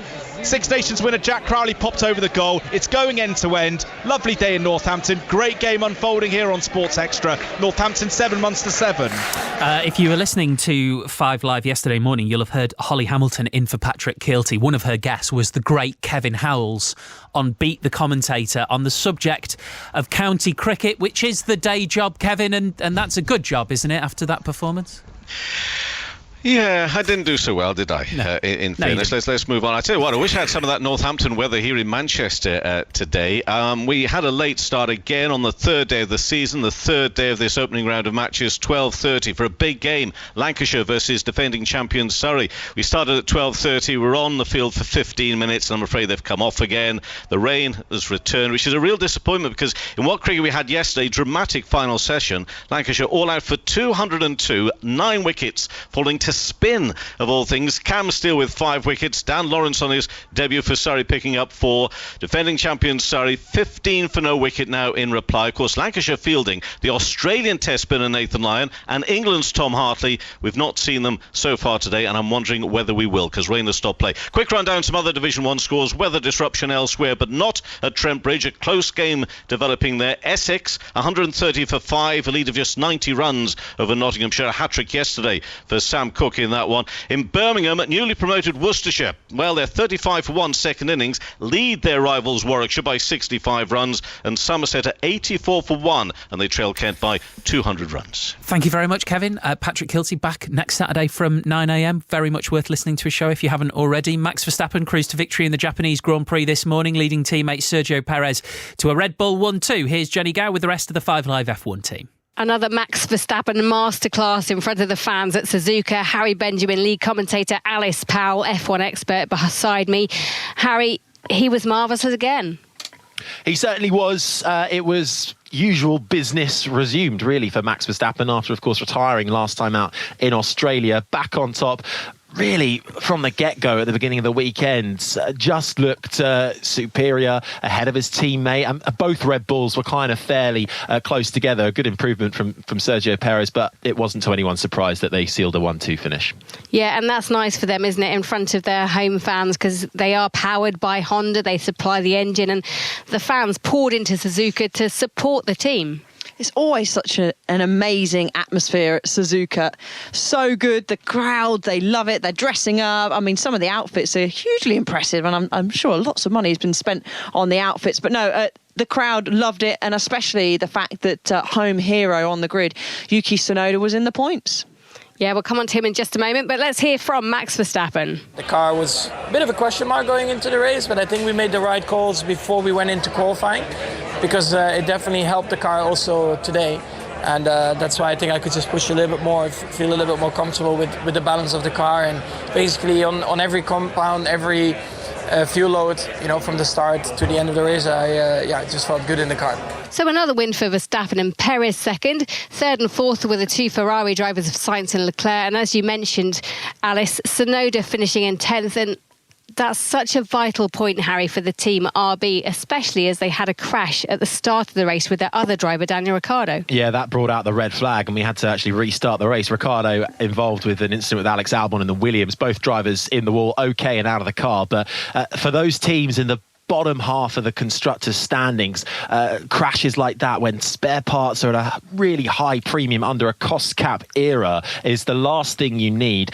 On the other side, at least for RB, they did get Tsunoda scoring a crucial point, because at the moment in Formula One, the top 5 teams, if it finishes with no retirements from them, that locks out the top 10, and those are the point scoring positions. So when there is a retirement or there is a bit of a chaotic race and maybe a 9th or a 10th place is up for grabs, Tsunoda getting that 1 point could mean millions come the end of the year. Well, China is our next stop in 2 weeks' time. Join us for that. Thank you to Jenny and the rest of the F1 team. You can listen to the Checkered Flag podcast, wrapping it up right now on BBC Sounds. Elsewhere, British golfer Lottie Woad has become the first European to win the prestigious Augusta National Women's Amateur Championship. Rory McIlroy is in a share for 7th, 5 under par, heading into Sunday's final round of the Texas Open in San Antonio. He's 10 shots, though, behind the leader Ashkai Bhatia. Masters build-up all this week on 5 Live Sport. Commentary from Thursday across Sports Extra and 5 Live. Also overnight, Frankie Dettori rode 6 consecutive winners at Santa Anita in California. Cumulative odds for that was more than 77,000 to 1. Of course, he famously won all 7 races at Ascot back in 1996. Feels like a good time to mention next Saturday we'll be live all day from Aintree for the Grand National. That's for then. This is for now. Back to Ibrox shortly. Rangers 0, Celtic 2 at half-time. Once we're done with that, another historic football rivalry will be off to Old Trafford. This is one of the great fixtures of English football, the rivalry between United and Liverpool. Robson from the edge of the box shoots and scores. Dalglish, splendid goal by Dalglish. Torres now turning away from Vidic, beating him easily, not fully fit Torres, and he's still skinning Vidic. Oh my goodness, Steven Gerrard is sent off. He's been on the field 50 seconds. Looks like it could get pretty fiery. Chance for Rooney! Wayne Rooney to the roof of the net. That's a brilliant finish. Here goes Fernando Torres. Torres in the area. Scores! Brilliantly for Liverpool. Something out of nothing. Few in the world could have put that one away. Liverpool 1, 2, 3, 4, 5, 6, 7-0. A record win for Liverpool against Manchester United. Oh, what a goal! Robbie Fowler, an absolute screamer from the angle. Schmeichel's nowhere near it. Rooney scores! Salah, brilliant! Incisive from Liverpool. It's a hat-trick for Dimitar Berbatov. Ahmad scores to take Erik ten Hag's team into the FA Cup semi-finals. Oh, Pat Nevin, that is going to be something special. Absolutely. Do you know, we were watching last week the Chelsea versus Manchester United game. It was incredible. One of the most incredible games of the season. And you just look at games now, and you kind of don't know when they're going to be extra special, but there's one or two you think, it doesn't matter what happens, it will still be brilliant. And Pat is at one of them right now. So let's get second half commentary of the Old Firm. Rangers have got a lot of work to do. Vicky Sparks. Thanks very much, Steve. Yes, welcome back everyone to a once more sun-drenched but a relatively shell-shocked Ibrox. Philippe Clement, the Rangers boss, said before this game that he wants passionate players in his dressing room, not mathematicians, in terms of everybody asking him about the implications that this would have on the title race in the Scottish Premiership. But he and his side need to make some calculations and adjust some calculations for this second half, Pat, because they have been second best and then some on their home turf to Celtic, who lead by 2-0. The Celtic substitutes are out warming up. We're still awaiting the players to emerge from the tunnel, and all the Rangers players are inside the dressing room. Yeah, I mean, there's changes have to be made by Rangers, there's no doubt about that. As I say, It will be personnel. I'm pretty sure it'll be personnel. But on top of that, methodology. The way they're playing, it's too passive. They're not closing Celtic down enough, not asking them questions. But very early on in the game, Scales was closed down, and Rangers now got a good chance at that in the first 4 or 5 minutes. And then they haven't done it again since. And this plays absolutely into Celtic's hands, and the energy levels you're getting up top from Celtic have been absolutely incredible. So changes, even if it's not personnel, will have to be style for Rangers, because at the moment they're staring a quite clear defeat in the face. Well, Celtic's players are emerging back out onto the pitch, and again, you know, the music is thumping, but it's the difference in atmosphere that we had before the game to before this second half, because, you know, the Celtic team were read out, huge boos, the Celtic players came out, huge boos. Now big cheers for the Rangers players as they come out of the tunnel just in front of our commentary position. But the Rangers players, they need to find a way in the second half to reconnect with the crowd and dissipate the frustration that there's been around Ibrox and focus everybody's minds on getting back into this game. It would be a remarkable turnaround, and there will be a change made by Philippe Clement at the start of this second half. Abdullah Sima, recently back from injury, replaces Scott Wright, and that could give the crowd a lift. Listen to that reaction for the man who's been in good form this season and is a big player for Rangers to have back. He is a big player, but they needed to attack-minded changes, and certainly has energy and has speed. If he's fully fit just now, that will be needed. And he's playing against a good player in Celtic's left back, Taylor, who's, you know, he's had a good game so far, but he's going to have to push him backwards. The other player I'd go on, I do often talk about Tavernier. He's so important to Rangers, but there have been so many games where he's just been pushed back. He's not been able to get forward. He's not got any crosses in because he's been playing against Maeda and he cannot get beyond them. So Rangers clear away towards that Celtic penalty area. Ball bounces all the way through to Joe Hart. We'll take you through the lineups in a moment. No changes for Celtic at half time, and why would you? It's been a brilliant first half from Brendan Rodgers' side as Diomande makes the challenge for Rangers and wins the ball, and Lundstrom will play it back to Diomande in that slice of sunshine. Too much on it though for Fabio Silva, and it's all the way through with Joe Hart. So Rangers now with Butland in goal. Back four of Tavernier, Goldson, Sousa with that bandaged head after picking up a blow to the head in the first half, and Sterling. Ahead of them it's Diomande and Lundstrom, with Sima, Lawrence and Silva now supporting Cyril Dessers up front as Goldson collects the ball for Rangers. Still that blue ticker tape, little patches of it are strewn around what is now the Rangers penalty area as a few balloons blow onto the pitch. Joe Hart's come out of his penalty area and clears away. A little bit of a nervy clearance, that got a little deflection. Celtic though still in possession as Carter Vickers picks it up outside the penalty area, and these balloons might cause an issue now. We had the blue poncho in the first half and other balloons blowing around with the players are trying to play, but Celtic now spread it out to the right hand side, and here goes Alistair Johnston out to the right and collected by Nicholas Kuhn. Johnston's continued his run, getting forward well. Good sliding challenge, very good sliding challenge by Dujon Sterling, and the ball's out of play for a Celtic throw deep in Rangers territory. They take it quickly. Sterling switched off a little bit there, and it will be a Celtic corner as it bounces behind off Sousa. Gives a chance for Scales to come up alongside Carter Vickers, and obviously Celtic done well at the previous corner. Penalty kick out of it. And they had a corner in the first half where they played it short and they were 2v1. They could do that again, although they're struggling again to keep the ball on the quarter with the wind whipping round. But Fabio Silva is across. Rangers focusing on the line in the penalty area. It is 2v1 as Celtic play it to the edge of the box, and Hatate will drive, and it's held by Butland, who gets down well. Brilliant play by Hatate there. Short corner, comes out to him. Wasn't impressed with Rangers defending there. It's becoming a style at the moment, you know, both north and south of the border, by only putting one player out for a corner, for a short corner. Still don't understand it. Yeah, it is a strange decision. In the end, Rangers do get away with it, and Celtic have won possession midway through their own half, and Maeda will take it on, skips past Goldson but can't do so. Same to Tavernier, and it's picked up by Diomande, and Sousa will bring it forward for Rangers out to the left hand side, and Dujon Sterling up against Nicholas Kuhn, who's back there defending for Celtic, who are in the green and white hoops, the white shorts, the white socks. Rangers playing from left to right in this second half in the blue shirts, the white shorts and the black socks with the red trim at the top, as Lundstrom will send it forwards for Rangers. It's cleared away before Seaman can reach it. Diomande will send it forward though, and Lawrence plays it first time, looking for the run of Cyril Dessers. Cleared away by Iwata for Celtic, only as far as Dujon Sterling on the halfway line. And he has it for Rangers, driving forward now in field away from Kuhn, and plays it out to this right hand side, and Abdallah Sima, who has the balloons to try and get past, as well as Greg Taylor, and almost runs into those balloons. Maida comes back, makes the challenge. Throw goes the way of Rangers. So Celtic with Hart in goal, the back four of Johnston, Carter Vickers, Scales and Taylor,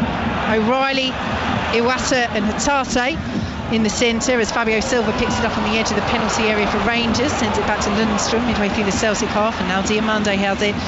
Kuhn, Kyogo and Maida up front for Celtic, as Rangers have it down this left-hand side. Fabio Silva trying to trick his way down to the byline, can't do so. Blocked by Johnston at the second attempt, heads it away.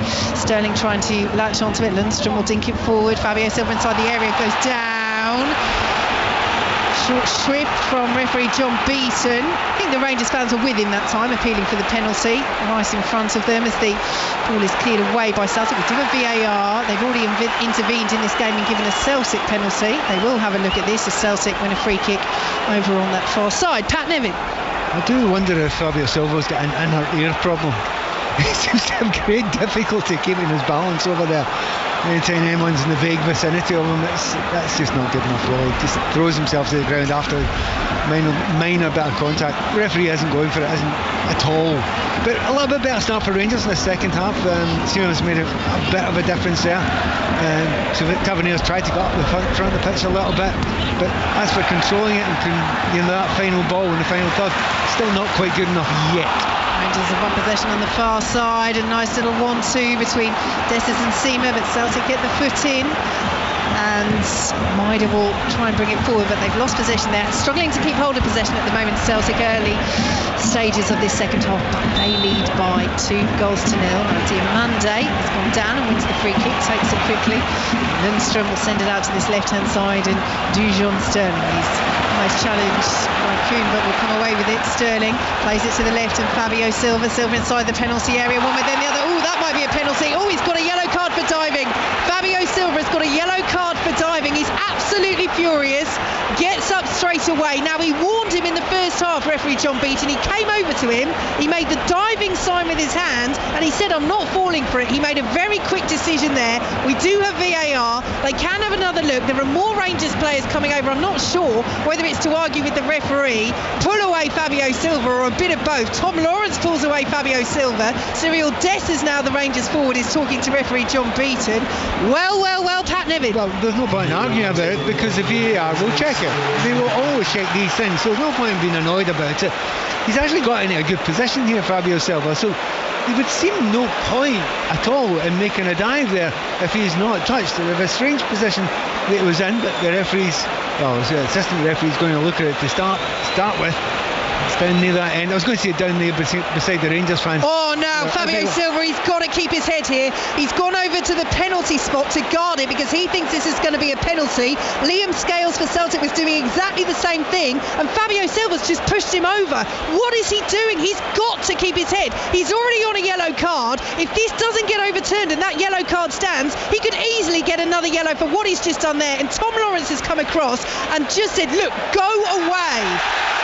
The referee is coming over to the screen. I'm not sure he saw that with Fabio Silva, so VAR can have a look at that as well. All happening here. So let's see. I'm just watching the replay of the penalty kick here. He's certainly on his way down before the contact, but there seems to be contact. So the referee's got a big decision to make here. But you're right, it's not his position to go and make a decision. It's going to be checked by the referee. The referee's 20 yards ahead of us, directly in front of you and I. He's listening, he's watching. He's got a huge decision to make now. So could this be a penalty to Rangers? Referee John Beaton, who's already reversed the decision in the first half to give Celtic a penalty after a VAR review, now has the same decision to make for Rangers. So let's see. Celtic leading by 2-0. 8 minutes gone in this second half. A huge moment in this Old Firm clash. A huge moment in the Scottish Premiership title race. At the moment, Celtic are heading 4 points clear. Rangers with a game in hand. This could change everything. He makes the TV sign. It is a penalty. A penalty to Rangers, and they have a chance to get back into this game, and the yellow card for Fabio Silva for diving will be cancelled. That's why you have VAR. You want to try and get these things right. Although Fabio Silva's shouting and bawling, he's not happy with something. What's he unhappy with now if the penalty's been given? I don't think the yellow card's been taken away. That's the odd thing. That's why Fabio Silva... Very strange piece of refereeing there. However, Rangers have to ignore this and get the penalty taken and scored. Well, we'll clarify that, because he could have got, but he could have said, look, just keep the yellow, because then you pushed over. Do you know what? Pushed over the scales. I'm watching it time and time again. I have to say, I'm not sure there's any contact. It's very difficult to tell by the angles we're seeing. It seems to me that the Celtic defender is trying very hard to get his foot out of the way. Really hard one to call that, but they've had more angles than we've had. Big moment. So a huge moment here for the Rangers captain James Tavernier, who has missed his last 2 penalties, including in their last game, but he doesn't miss this one. Into the top corner, and Rangers are back in this match. Are they back in the Scottish Premiership title race as well? They're within a goal of Celtic here at Ibrox. It's Rangers 1, Celtic 2. Right, this game looked miles away from Rangers. But I said just before half-time, if they do get a goal back, everything changes. And just listen to the roar now, the noise they're going to get, the lift you're going to get from these Rangers players now on that field. We have got a game on.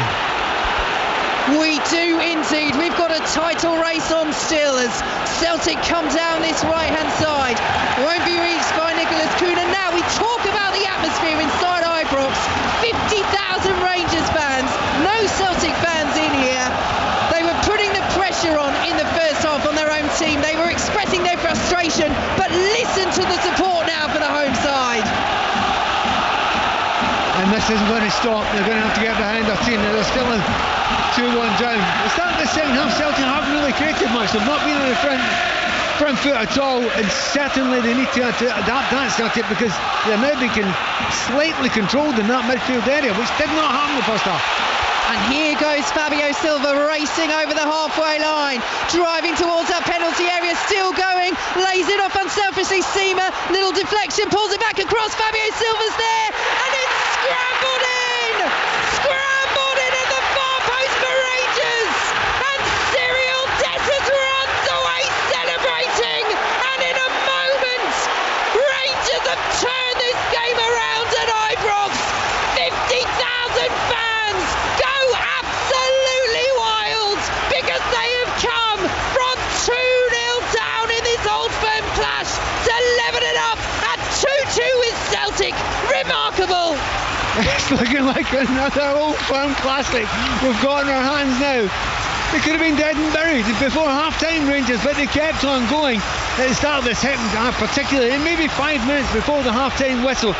Clement's made a change, but he's also had a personnel change as well. That's adapted it slightly, but the reaction has been superb, and Dessers is on hand there. But I think they've got to check for an offside there. There was a, as we say in Scotland, stramash on the goal line, and it's whether Dessers was on or offside. Oh, every single time the referee has to come over, every time. He's come over already, John Beaton. They're also checking for a possible foul. That is what we're seeing up on the screen. Goodness me, what an Old Firm clash this has been. So much VAR action, so many goals. Is this Rangers equaliser going to stand? He's having a long look, John Beaton. It was a real scramble around that 6-yard box. Let's see what the decision is. I couldn't see much in it, wrong with it at all. The roar from Ibrox tells you the goal is given. It is 2-2, and Celtic Celtic are furious. It's really difficult to know what the complaint's about. I mean, referees, Celtic players, wait a minute, he hasn't given the goal. Such confusion. This is the problem. They're not getting enough information across it. It's come up as no goal. The referee pointed as if towards the spot. He's given a free kick inside. The miss has gone back miles. Yeah, complete confusion around Ibrox. Confirmation the goal is ruled out, but as Pat says, this is the confusion because he points for where the foul has been committed. We've still not seen a replay, but the foul must have been much earlier in the build-up because it looked as though he pointed back to the centre circle. Ibrox roared, everybody celebrated, including the Rangers players. The Celtic players looked aghast, and then we get clarification that actually no, they've called it back for the foul and it's been ruled out. Well, we have had everything happening in this old firm clash. Isn't it always the way? It was a long way back in the move, and it was difficult to see. But again, you've got VAR for that reason. It actually was a foul, but it was actually in Rangers' own half. A lot of play after that. I'll tell you what, it's not stopped Rangers. They're still on the front foot. Well, we always have controversy in these games, and that's it. Was it far enough back in the attacking phase of play as well? Oh, VAR. Celtic play the ball forward. It is 2-1 that they lead by, but the change in atmosphere inside Ibrox is everything. But the change in atmosphere with the Rangers football players there, every one of them wants on the ball now. They look fearful for about 25 minutes in the middle of the first half. There's no fear in that team now. They are attacking, they are going for it, and they are creating chances. Here they come down the left-hand side. Dujon Sterling is stopped, but the fact that they thought that goal was given, we just talk about the atmosphere. Actually, it has just dwindled. I think everybody is still coming to terms with the fact they thought they'd scored, then there was the VAR check, then they thought it had been given, and then it turned out it hadn't been given. It's the angle the referee didn't give it, and he pointed to the fine spot. That's roughly where the free kick was. Here we go, Abdallah Sima down the right-hand side. Celtic leading by 2-1 in this thrilling Old Firm clash here on BBC Radio 5 Live. Manchester United against Liverpool. Commentary to come from 3:30, followed by Sheffield United against Chelsea at 5:30. But we couldn't have started this day off with any more drama here on 5 Live Sports as Celtic look for a free kick, and they do get one just inside their own half. Rangers 1, Celtic 2, 15 minutes gone in this second half at Ibrox. Just in the middle of the park there, Diamandi's hilarious. He gave away a free kick, very soft, on O'Reilly there, and honestly he's had a John Cleese faulty towers moment. He's just jumped up in the air, gone down on his knees. I'll tell you what, there's some referees that produce a yellow card for that. You daren't do that in an Old Firm game. Yeah, speaking of yellow cards, we will still try and confirm whether Fabio Silva's got rescinded. So, obviously important. It's not necessarily very clear. We are investigating. I wonder whether Brendan Rodgers is tempted to bring McGregor on now. You know, he'd rather not bring him on. He wants to get him fully fit. You know, this would be his first part of a game back after a decent amount of time out injured. But they need some control, Celtic, in that midfield, and there is no better man in Scottish football to do that than Callum McGregor. Tate down for Celtic, wins the free kick just inside their half. They lead by 2-1. Yeah, speaking about Callum McGregor, the Celtic captain is on the bench for them today. He hasn't played since the end of February. In the build-up to this game, Brendan Rodgers saying, look, he's the sort of player that at 80% fit, he has the quality to get through a game and do very well. However, it's about whether you risk that versus the rest of the season.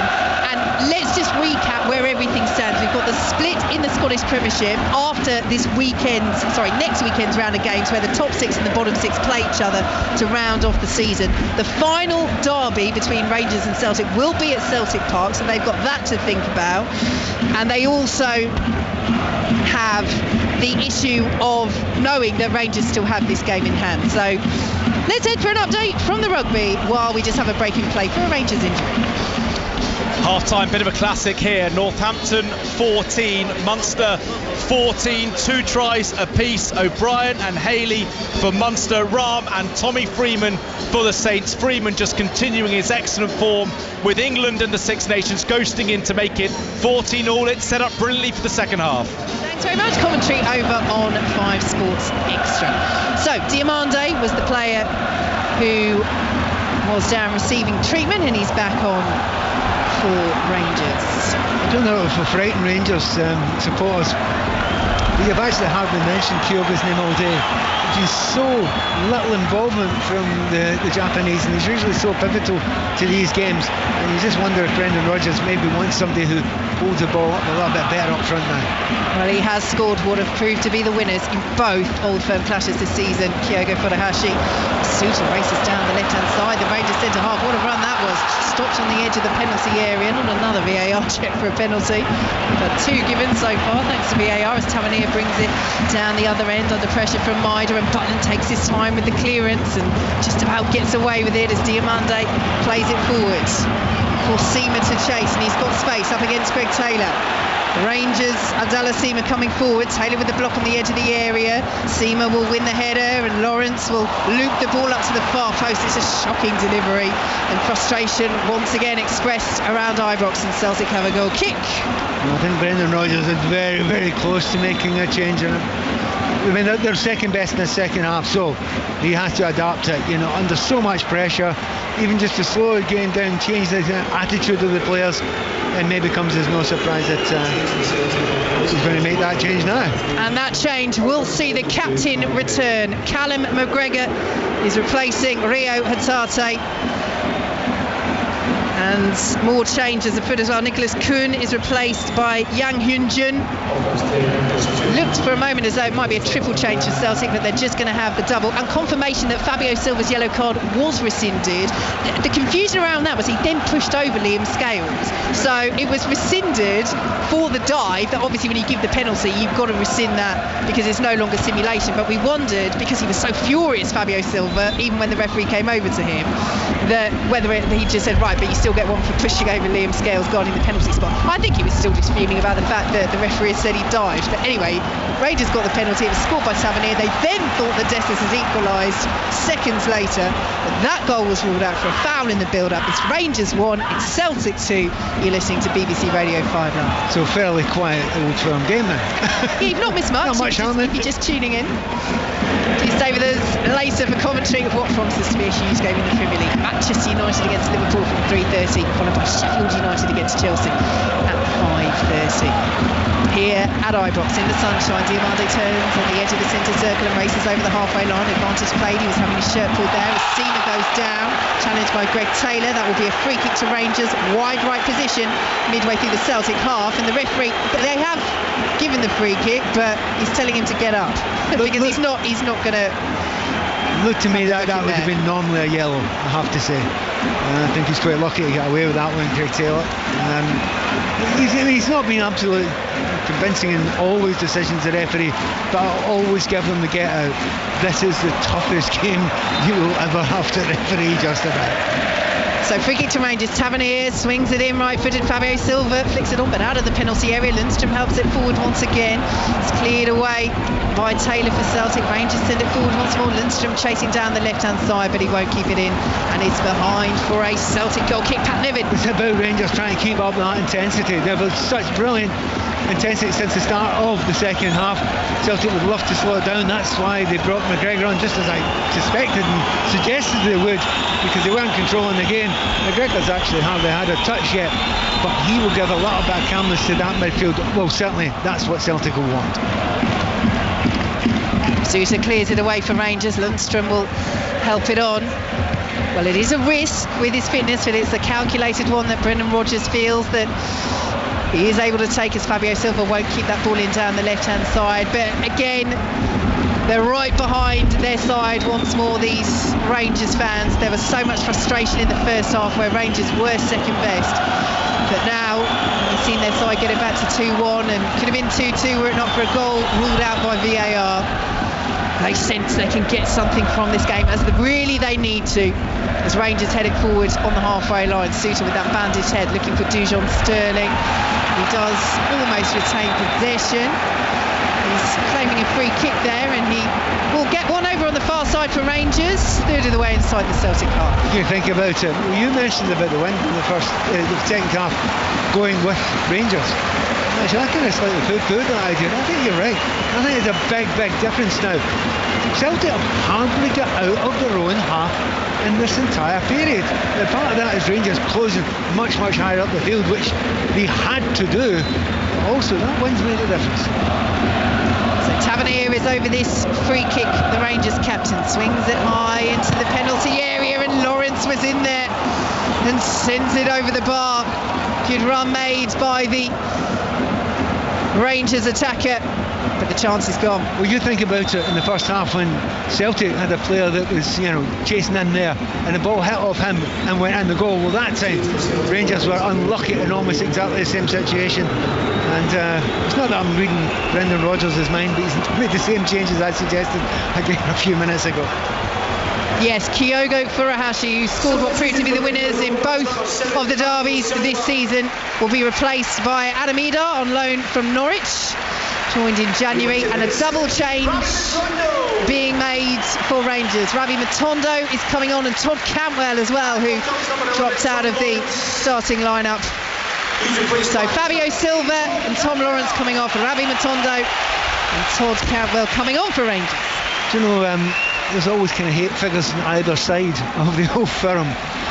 I'm convinced Celtic fans are not going to love Fabio Silva, but the Rangers fans might quite like him. He's had quite a huge effect in this game. I don't think he'll forget his first ever Old Firm game. Absolutely not. He won the penalty that's got Rangers back into this game, having initially been booked for diving, which has been a running battle really with him and referee John Beaton this afternoon. VAR came into play as Rangers play it all the way back to Jack Butland. Idar closing down, and Butland slipping under the pressure and sending the ball straight out of play for a Celtic throw deep in Rangers territory. Rangers 1, Celtic 2 midway through the second half. Pat Nevin. Just the change there with Lawrence and Cantwell coming on in his place. The last couple of passes from Lawrence just haven't been anywhere near good enough. So again, that's a very, very smart change, and they've taken Silva off. Obviously, he was so whipped up by this game that actually he could have ended up coming off and been sent off if he wasn't careful.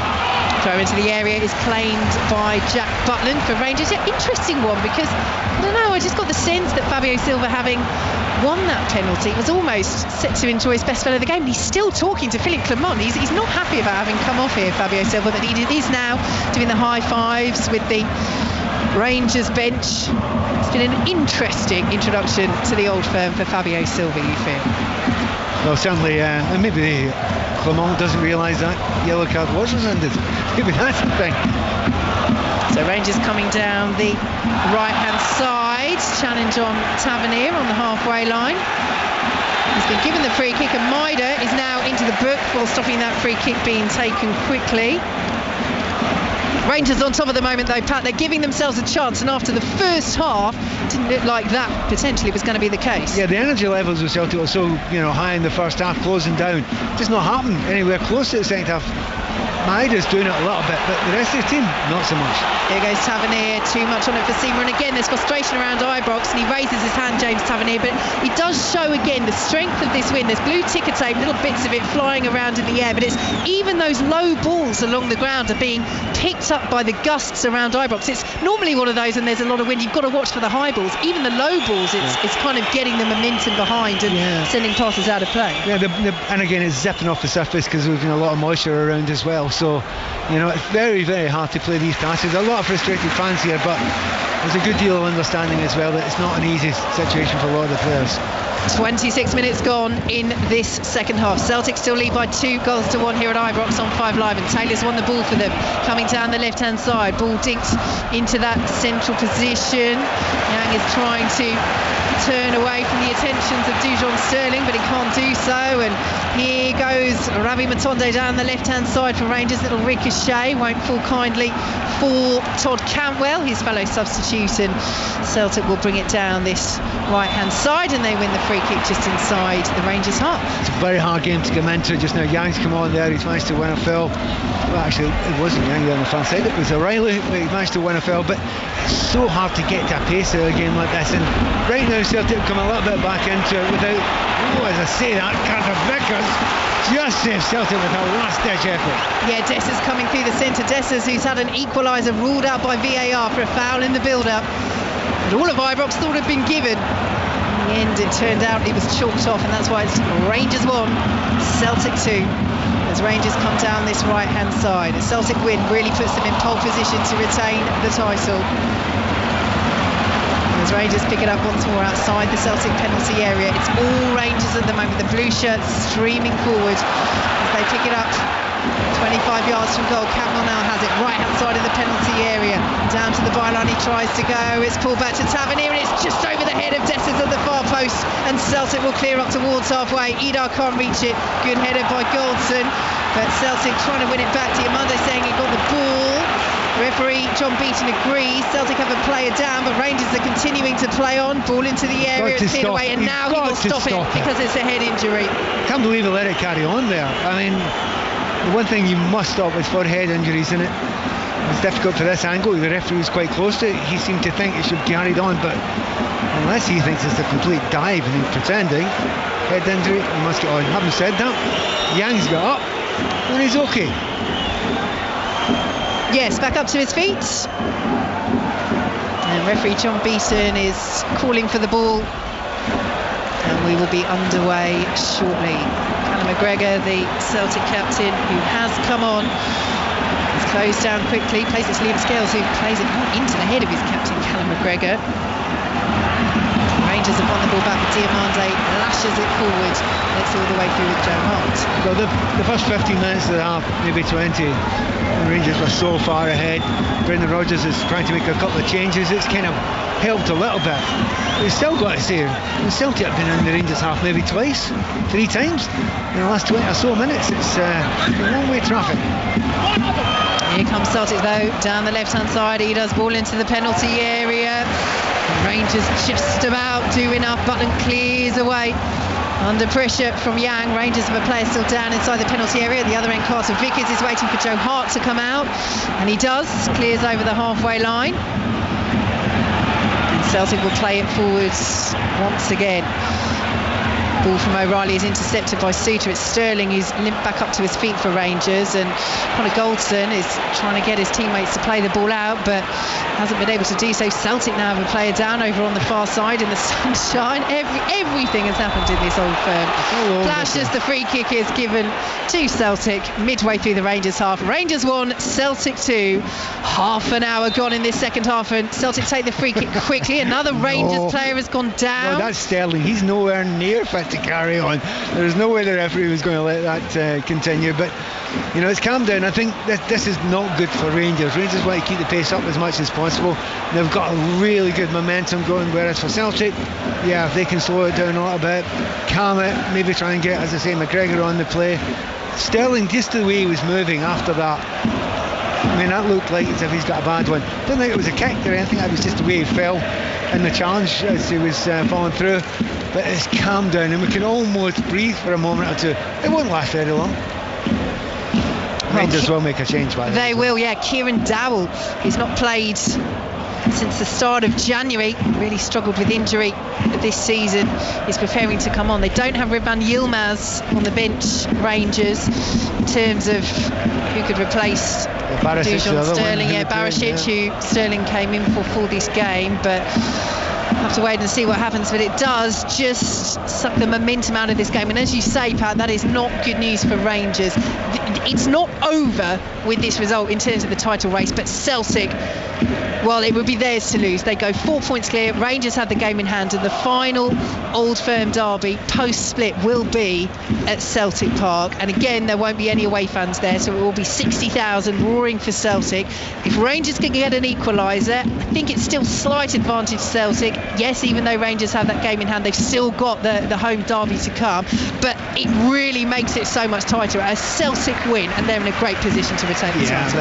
Rangers right now, they would grab that point off you if they could possibly get it. It's just over 14 minutes to go. There's going to be a good deal of injury time added at the end as well. So they're going to try to make this change just now. It's an odd one to make with a player in Dujon Sterling injured over there. It's not him that's taking off, it's Diamande that's going to come off. Yeah, so Sterling is back up to his feet over on the far side. Looks as though he might be able to continue, and Kieran Dowell, as Pat says, is on for Mohamed Diamande as Rangers push for this equaliser that is so integral to their hopes of winning the title this season.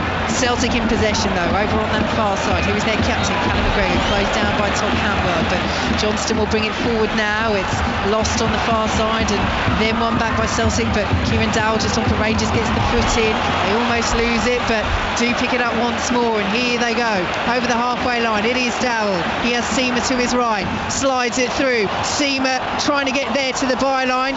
Celtic are saying it's gone out of play. Joe Hart's claimed it anyway, and the flag is up. It will be a Celtic goal kick. Yeah, the ball just put a little bit too far in front of him. Again, it's that wind. He's played a nice little through ball. Seamer has to go for it. He knows he's going to go straight into the advertising hoardings after it, but he's done that. He was going to lie down for a minute there and realised with 12 minutes to go, no option. Get up and get on with it. Here is Adam Idar at the other end for Celtic, forced wide on this left-hand side. Rangers 1, Celtic 2 here on 5 Live commentary at Manchester United against Liverpool, coming up from 3:30 this afternoon, followed by Sheffield United against Chelsea, and all the build-up, of course, to that huge game at Old Trafford coming your way after the conclusion of this Old Firm clash. Here is Maida, goes down by the byline, tussling with Connor Goldson. Rangers goal kick. Getting a little bit tired, Maida, no surprise there, the amount of work he's put on. It's a lovely dummy there he had. I think he'd done Goldson all ends up, and he just slipped as he went by. More to do with tiredness than anything else, but Rangers will want to get back on the front foot again. They've had a few minutes where it's been quieter. Yeah, those stoppages have knocked Rangers out of their rhythm. Can they find it once again? It's cleared forward for Celtic by McGregor. Goldson under a bit of pressure from Ida, and Ida's done really well there. Gets away from him down the left-hand side. The green and white shirts arriving. Ida might go alone here into the penalty area. Pulls the ball across. Yang picks it up, pulls it to the edge of the box. Won't be collected by Iwata. Goldson's down for Rangers inside the penalty area, but Rangers are coming down this left-hand side with Dowell as they look for an equaliser here at Ibrox. Finds Matondo, hugging that left-hand touchline. Goldson back up to his feet inside his own penalty area at the other end, but Rangers have it near the Celtic box. Here is Campbell, left-hand side, couple of ricochets, might break inside the area. Matondo, effort blocked away by Carter Vickers, and will be picked up by Iwata over on that far side for Celtic, who clears long towards halfway. Chested down by Adam Idar, picked up by Tavernier. Beautiful control from the Rangers captain, almost gives it away immediately, and then Rangers play it out to the far side. Lundstrom can't keep it in. Celtic have the throw. Well, the best thing they could have done there is get that ball out there. Goldson looks as if he can't walk now. Now there have been a few players that have gone down. You know, Sterling didn't look as if he could carry on, but he's got up. But he's walking about limping. Goldson's definitely limping as well. But what a difference that Ida's made. He's holding the ball up better. That time he got the better of Goldson as well. That may well have just tipped it in front of Celtic's balance now, that they can get a little bit more play, hold the ball in the final third and get some control. They've lost possession in the centre circle. Lundstrom will intercept and win it back as Goldson plays it out to this right hand side. Todd Campbell won't reach it ahead of Greg Taylor. It's headed on towards Maida. Lundstrom in there, makes the challenge, too strong for Maida. Tavernier gets the foot in and Dow will play it forward. Here is Suter, big white bandage around his head over the halfway line as Rangers put some passes together neatly. Campbell then plays it into Greg Taylor, who's appealing for the throw, but it will go the way of Rangers. They take it quickly, well they're about to, but the referee has just blown the whistle and said there's going to be a change made, and the change is for Celtic. Paolo Bernardo, who scored the opener at Celtic Park when these sides met back in December, is coming on. Matt O'Reilly will be replaced. Yep, getting tired of O'Reilly there. You thought as the space opened up he would get more of the play, but he put so much effort into that first half that he is looking tired now. And Bernardo, another very forward thinking player, he may well be able to use his pace and his skills on the break for Celtic, but all these players just now, they all look a little bit tired. I have to admit, of the two teams, Rangers seem to be physically just a little bit stronger as we get into the final phase. And they picked up the ball on the left-hand side. Suter has it now, just outside the centre circle. Pulls it to Lundstrom. 8 minutes plus added time to play. Rangers 1, Celtic 2. Rangers really need an equaliser if their title chances aren't to dwindle significantly here at Ibrox. They want a free kick. They're not going to get one as Lundstrom goes down. Maeda again. He was big, wasn't he? Tavernier will take it on this wide right hand side. Has to be careful there, Maeda. He's going into that tackle and he's already on the yellow card. We've had everything in this game yet except for a sending off. Famous last words from Pat Nevin. Tavernier swings the ball into the area. Lundstrom was up there. Flag is up anyway on this near side, and it will be behind for a Celtic goal kick. You know, the changes Brendan Rodgers made, and obviously there was a couple of injuries too, and it was the worst thing that could have happened for Rangers. We thought that momentum, the build-up could have been affected. It has affected it to some degree. Again, Rangers still slightly stronger, slightly more on the front foot, but Celtic are back into the game a little bit more now, because of Ida holding the ball up and getting other midfielders support him as well. Celtic trying to break towards the penalty area. Little ricochet will take it back to Jack Butland, who waves the blue shirts of his Rangers teammates forward. Hugely so. I mean, there's no mistake here. He's going to launch it long, and he's telling Goldson and Souter to move away from the penalty area, and they do so. Headed away by Liam Scales. Met on the halfway line by Yang for Celtic, and McGregor will bring it down this left-hand side. The Celtic captain Dowell gets there and steers it back to Butland, who clears away from Maida up over the halfway line. Rangers who pulled it back to 2-1 in the second half, having fallen behind after 21 seconds. And then seeing Riley ninker his penalty down the middle. The 2-0 was a torrid first half for the home side. They've pulled it back. They thought they'd levelled, but a goal ruled out by VAR. It's given them hope though, and they're pushing down this left-hand side as Lundstrom picks it up for Rangers. 7 minutes plus added time to play here at Ibrox on 5 Live. A nervous Ibrox. They know how important this equaliser would be in the title race as they pick the ball up on the edge of the area. Rangers. Dowell trying to get the shot away, cleared away by Scales, but comes out to the left-hand side, and Matondo now will send it into the area. Dessers was in there, should be cleared away by Paolo Bernardo, and he will bring it clear and play it up towards halfway. Good interception by John Souter, otherwise Ida could have been in behind there, and he squares it to Goldson as Ibrox roars their side forward once more. Goldson in the sunshine, now into the shade on this right-hand side. Too much on it though for Tavernier, and now you hear the frustration. It's behind for another Celtic goal kick. There's just over 5 minutes plus added time to play. Rangers 1, Celtic 2. How many times has that happened in this game, particularly in the second half? The Rangers have tried to play a ball through to either a wide player or a player running through the inside forward sort of area, and it's just gone too long. And it's the conditions, and the Rangers fans are frustrated, but I just fully understand it. Having said that, Celtic are spending a lot of time defending very, very deep. Because for them, this is a huge result. It always would be a win at Ibrox, but it's taking them 4 points clear at the top of the Scottish Premiership. And although Rangers have a game in hand to come against Dundee on Wednesday, it would still leave Celtic top. And the final derby of the season after the split, which comes after next weekend's round of fixtures, would be at Celtic Park. Here come Rangers. Campbell ricochets off him. Picked up by McGregor for Celtic, who plays it in field, but it's well intercepted by Sterling. Sterling driving towards the area, picks up Matondo left-hand side, drives the shot across, will fall to Seamer, who lashes, deflected and in! Rangers have that equaliser, and Ibrox erupts with sheer joy. A huge goal for Philip Clement's side, a huge goal in the title race in Scotland. It's Rangers 2, Celtic 2.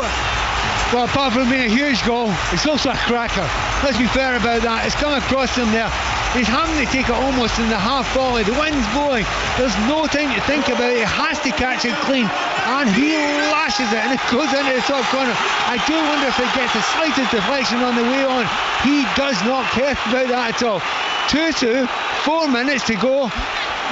You can't call it at this point in time. You know that something's going to happen in what's left of this game. Something special, something different, something exciting. It was fascinating as well as Ibrox finds its voice once again. He didn't even really celebrate Seamer because Rangers know, having come from 2-0 down to level it up at 2-2, if they could win this game, that puts them in the driving seat for the title. But here comes Celtic. Idar into the penalty area. Oh, they've scored! Celtic hit back immediately. Adam Idar driving it low past Jack Butland, and Ibrox is stunned into silence. Is that the title for Brendan Rodgers' side?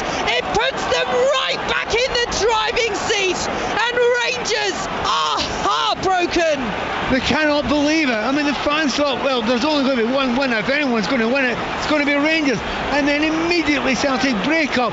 Ida, who has actually been superb since he came on, he's held up the ball brilliantly. But on this occasion, he does more than hold on. He just shoves off a defender, but he has to keep it low. He has to keep it purple. He does that. It's on target. An incredible end, dare I say, end to this Old Firm game. It is 3-2, and I still think there's more to come. Unbelievable. And sometimes silence tells its own story. Ibrox is absolutely shell-shocked. All the momentum, all the noise has drained out of this stadium as the 50,000 fans try and get their heads around what has just happened. They brought themselves level. They put themselves right back in the title race. But now it's Celtic to lose once more, as is this game.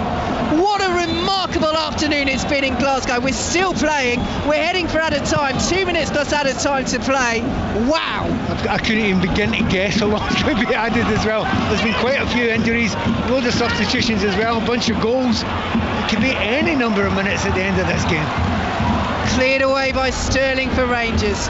Headed away by Cameron Carter-Vickers for Celtic. Rangers send it forward once more. It's all the way through with the Celtic goalkeeper Joe Hart, who picks up the ball. He's announced in February he's retiring at the end of the season from football. Joe Hart, he's set to make over 700 club appearances by that time. Will it end with lifting the title once more with Celtic? Cleared away by Rangers. Up towards that penalty area. Here is Dessus, heads it out to the right hand side, and Abdallah Sima, the blue shirts getting forward as they have to do. Sima heads it on the edge of the penalty area. Cantwell tries to latch onto it, can't do so. Tavernier sends it forward. Here's Cantwell in space, early ball in, headed away by Scales at the back. It's out for a Rangers throw. They take it quickly. Here's Cantwell to Tavernier, back to Cantwell once more, wide right position. Celtic leading by 3 goals to 2 here on BBC Radio 5 Live, but Rangers has won a free kick. Again, wide right position, just about level with the penalty spot on this right hand side, and Tavernier's over it. I was looking at the goalkeeper Butland, wondering if he was going to come up for this one as well, but there's going to be quite a few minutes. There'll be more even after this free kick from Tavernier. So Tavernier to send it in, the Rangers captain. It's swung in high and the header was missed on the penalty spot. They're all appealing for it. Rangers want a corner, but it won't be. A huge opportunity up from the back, and it's been sent wide. Goldson was up there. 8 minutes of added time. There is still time for Rangers. To be honest, there's time for anything to happen in this game. Anything, and indeed everything that happened in this game. 8 minutes, that's a fair reflection of the amount of time that should be added. There was a lot happening in that second half there, and that will really boil. I mean, they'll lift the Rangers fans, and in fact they seem shocked at the 8 minutes there, but the players now know there is a chance, at least one chance, to get themselves back level. I think they're still thinking about that Adam Idar goal. Remarkable. When it came, it was such a calm finish as well from Idar. The Celtic substitute as Rangers have it outside their own penalty area. Dangerous ball into his own box by Dowell. Possible handball against Yang, not given. Sterling gets a foot in, down to the corner flag he goes, does brilliantly. Plays it off Yang, wins the throw, did brilliantly to first get it away from him in the area, then to prevent the corner, and then to end up with a Rangers throw. That's outstanding defending from Dujon Sterling. To be fair, he has been exceptional today, hasn't he, Dujon Sterling? I think he's maybe even his best game that he's had in a Rangers shirt. Will it all come to nothing though? Having equalised late on through Abdallah Sima's goal and then conceding immediately at the other end to Adam Idar. It's Rangers 2, it's Celtic 3. Celtic are heading 4 points clear at the top of the Scottish Premiership. Rangers have a game in hand, but it really, really does put Celtic in the driving seat for the title. With the final Old Firm clash to come at Celtic Park, it would be Celtics and Brendan Rodgers to lose this title. If Rangers get an equaliser, it is so much closer in the grand scheme of things, as the ball is cleared away by Johnston at the back. Matondo will keep it in for Rangers, might let it bounce for the corner, and Johnston's turn to do brilliantly there. Plays it off Matondo. Celtic goal kick. Yeah, mayhem in the bottom corner. They tried to put it out, but caught in the wind and come back in again.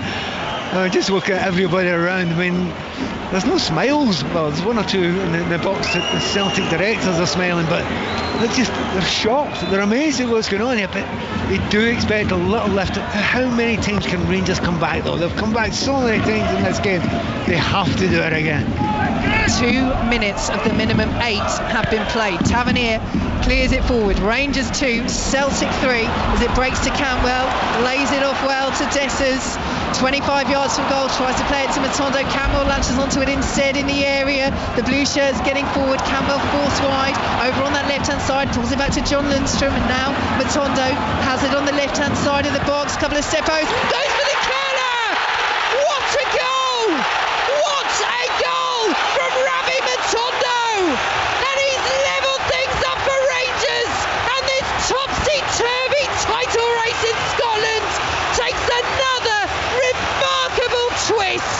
Rangers 3, Celtic 3. Another absolutely brilliant goal there. Matondo, the substitutions have had a huge effect in this game so far, but Matondo's had a couple of half chances beforehand, didn't give up at all, and he's got the ball on the left hand side there, cut inside. No attempt to tackle him. People scared to make the tackles in the box there, but he's still got a huge amount to do, and he curls it into the back post against a top quality goalkeeper in Joe Hart, and that's 3-0. What a goal, what a game. A stunner, an absolute stunner from Ravi Matondo, and we are all square at Ibrox. And once again, this title race is back on, and then some.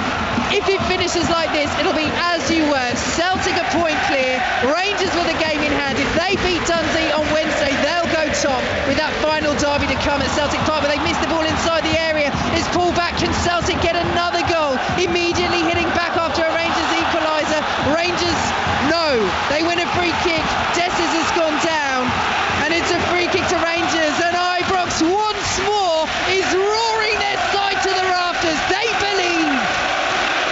They're really going for it now. They're going to put this one long, going to smash it up. Everyone's going up for it at all. You know Ball's not going to play this shot.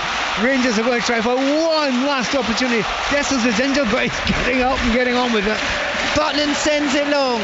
Scales heads away for Celtic. Chested down by Lundstrom. Dowell loses out for Rangers. Forward by Maida, but nobody's up there in a green and white shirt, and Sousa can play it forward.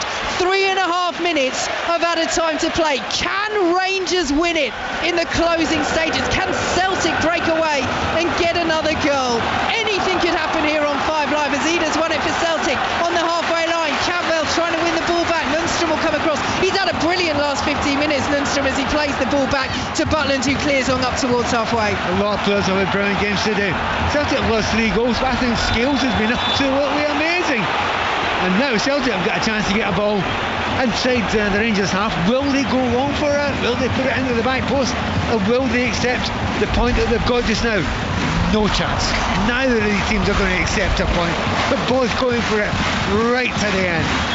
So Paolo Bernardo wins that free kick. A draw possibly just favours Celtic, given that that final derby is at Celtic Park, even though Rangers have this game in hand. But as you said before the game, a draw means that both sides know it is in their own hands. So, free kick to Celtic. It's 3-3 here on 5 Live. We've got 2 minutes of added time to play. Bernardo swings it high. Butland watches all the way. Straight behind. Rangers goal kick. That's the last thing you want to do. You do not put the ball out of play and give an easy possession to the opposition in this situation. The Rangers are going to make another change as well. Golson, it has to be said. He was struggling a little bit with the injury beforehand. He just getting a really, really tough time to come on, so understandably Clement has made a change there at the back, and just got a new centre half with a little bit more energy on.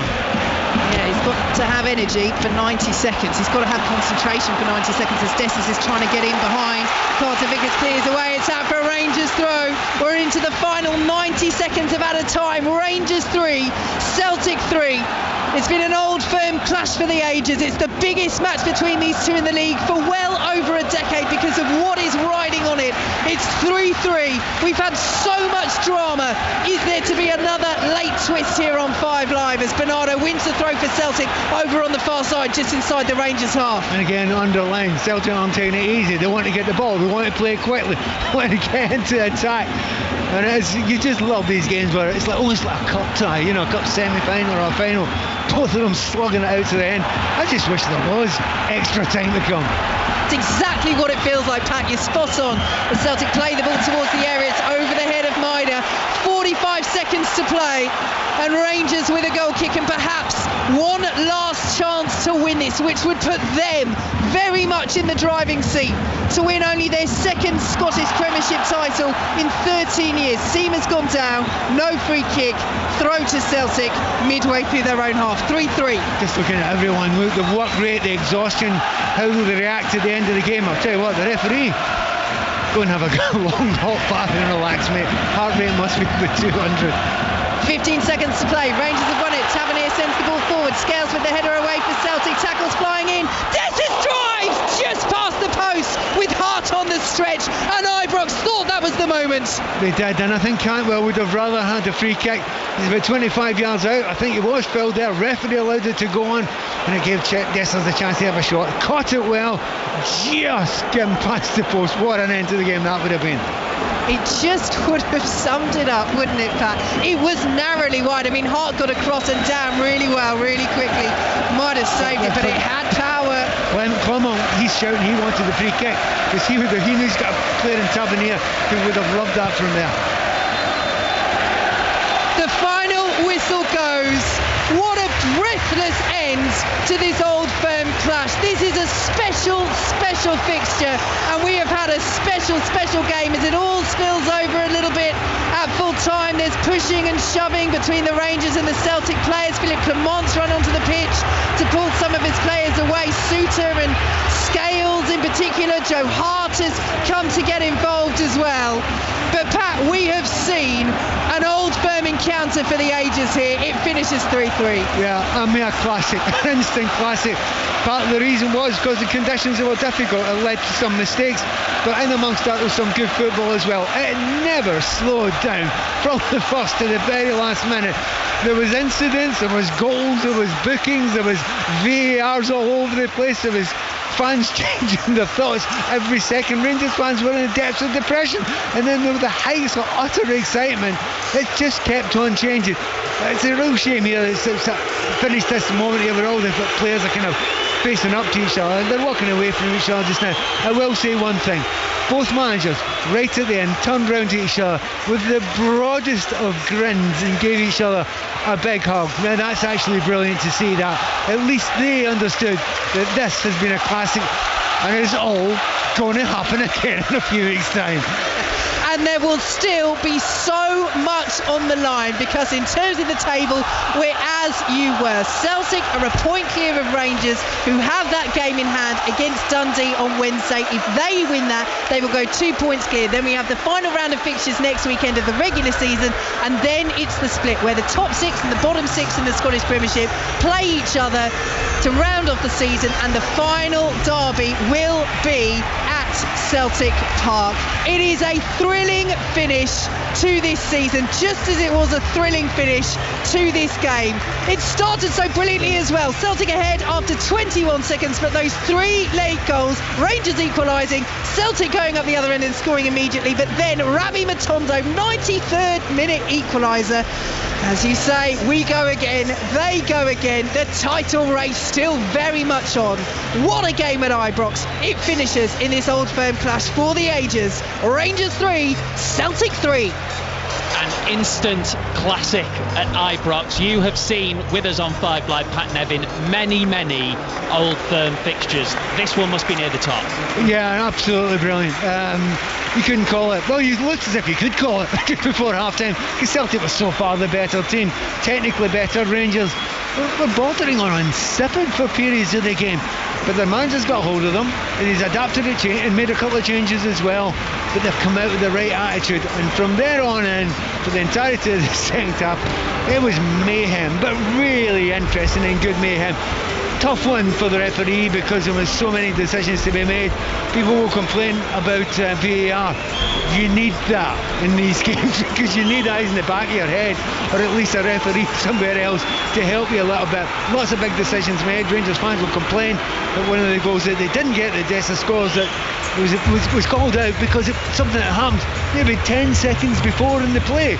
But that's the rules of the game. It was still in the same phase of play. But so much was happening. I often say in games like this, and there's not many like this, poor guys that are writing, and women who are writing 800 words for tomorrow's paper. Good luck. Try and get that in 800 words. You often get a walk. It's been a cracker. And as we speak just now, watching down the tunnel, there's a set tour with some of the Celtic players and some of the Rangers backroom staff. So it's not even stopped, and Glasgow's finest were in there as well trying to sort it out. So there's lots going on here, and lots will continue to go on.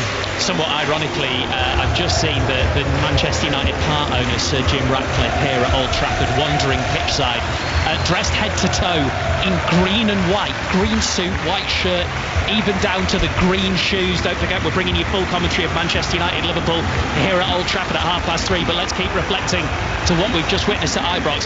What I've got to say, Pat, is if ever you were going to have a goal, a late goal, to grab a point or grab 3 points, then what a way to do it for Rabbi Matondo. Yeah, I mean, it's quite a common-ish goal these days, isn't it? You get it wide, you know, round about the corner of the 18-yard line, and then you basically slew it into the top corner on the far side. But it's happened so often with so many brilliant players now. You don't take it for granted, but you think, well, another one of them. Now, Mo Salah does it all the time from the left-hand side, and we're seeing it time and time again. But that is up there with as good as you'll see.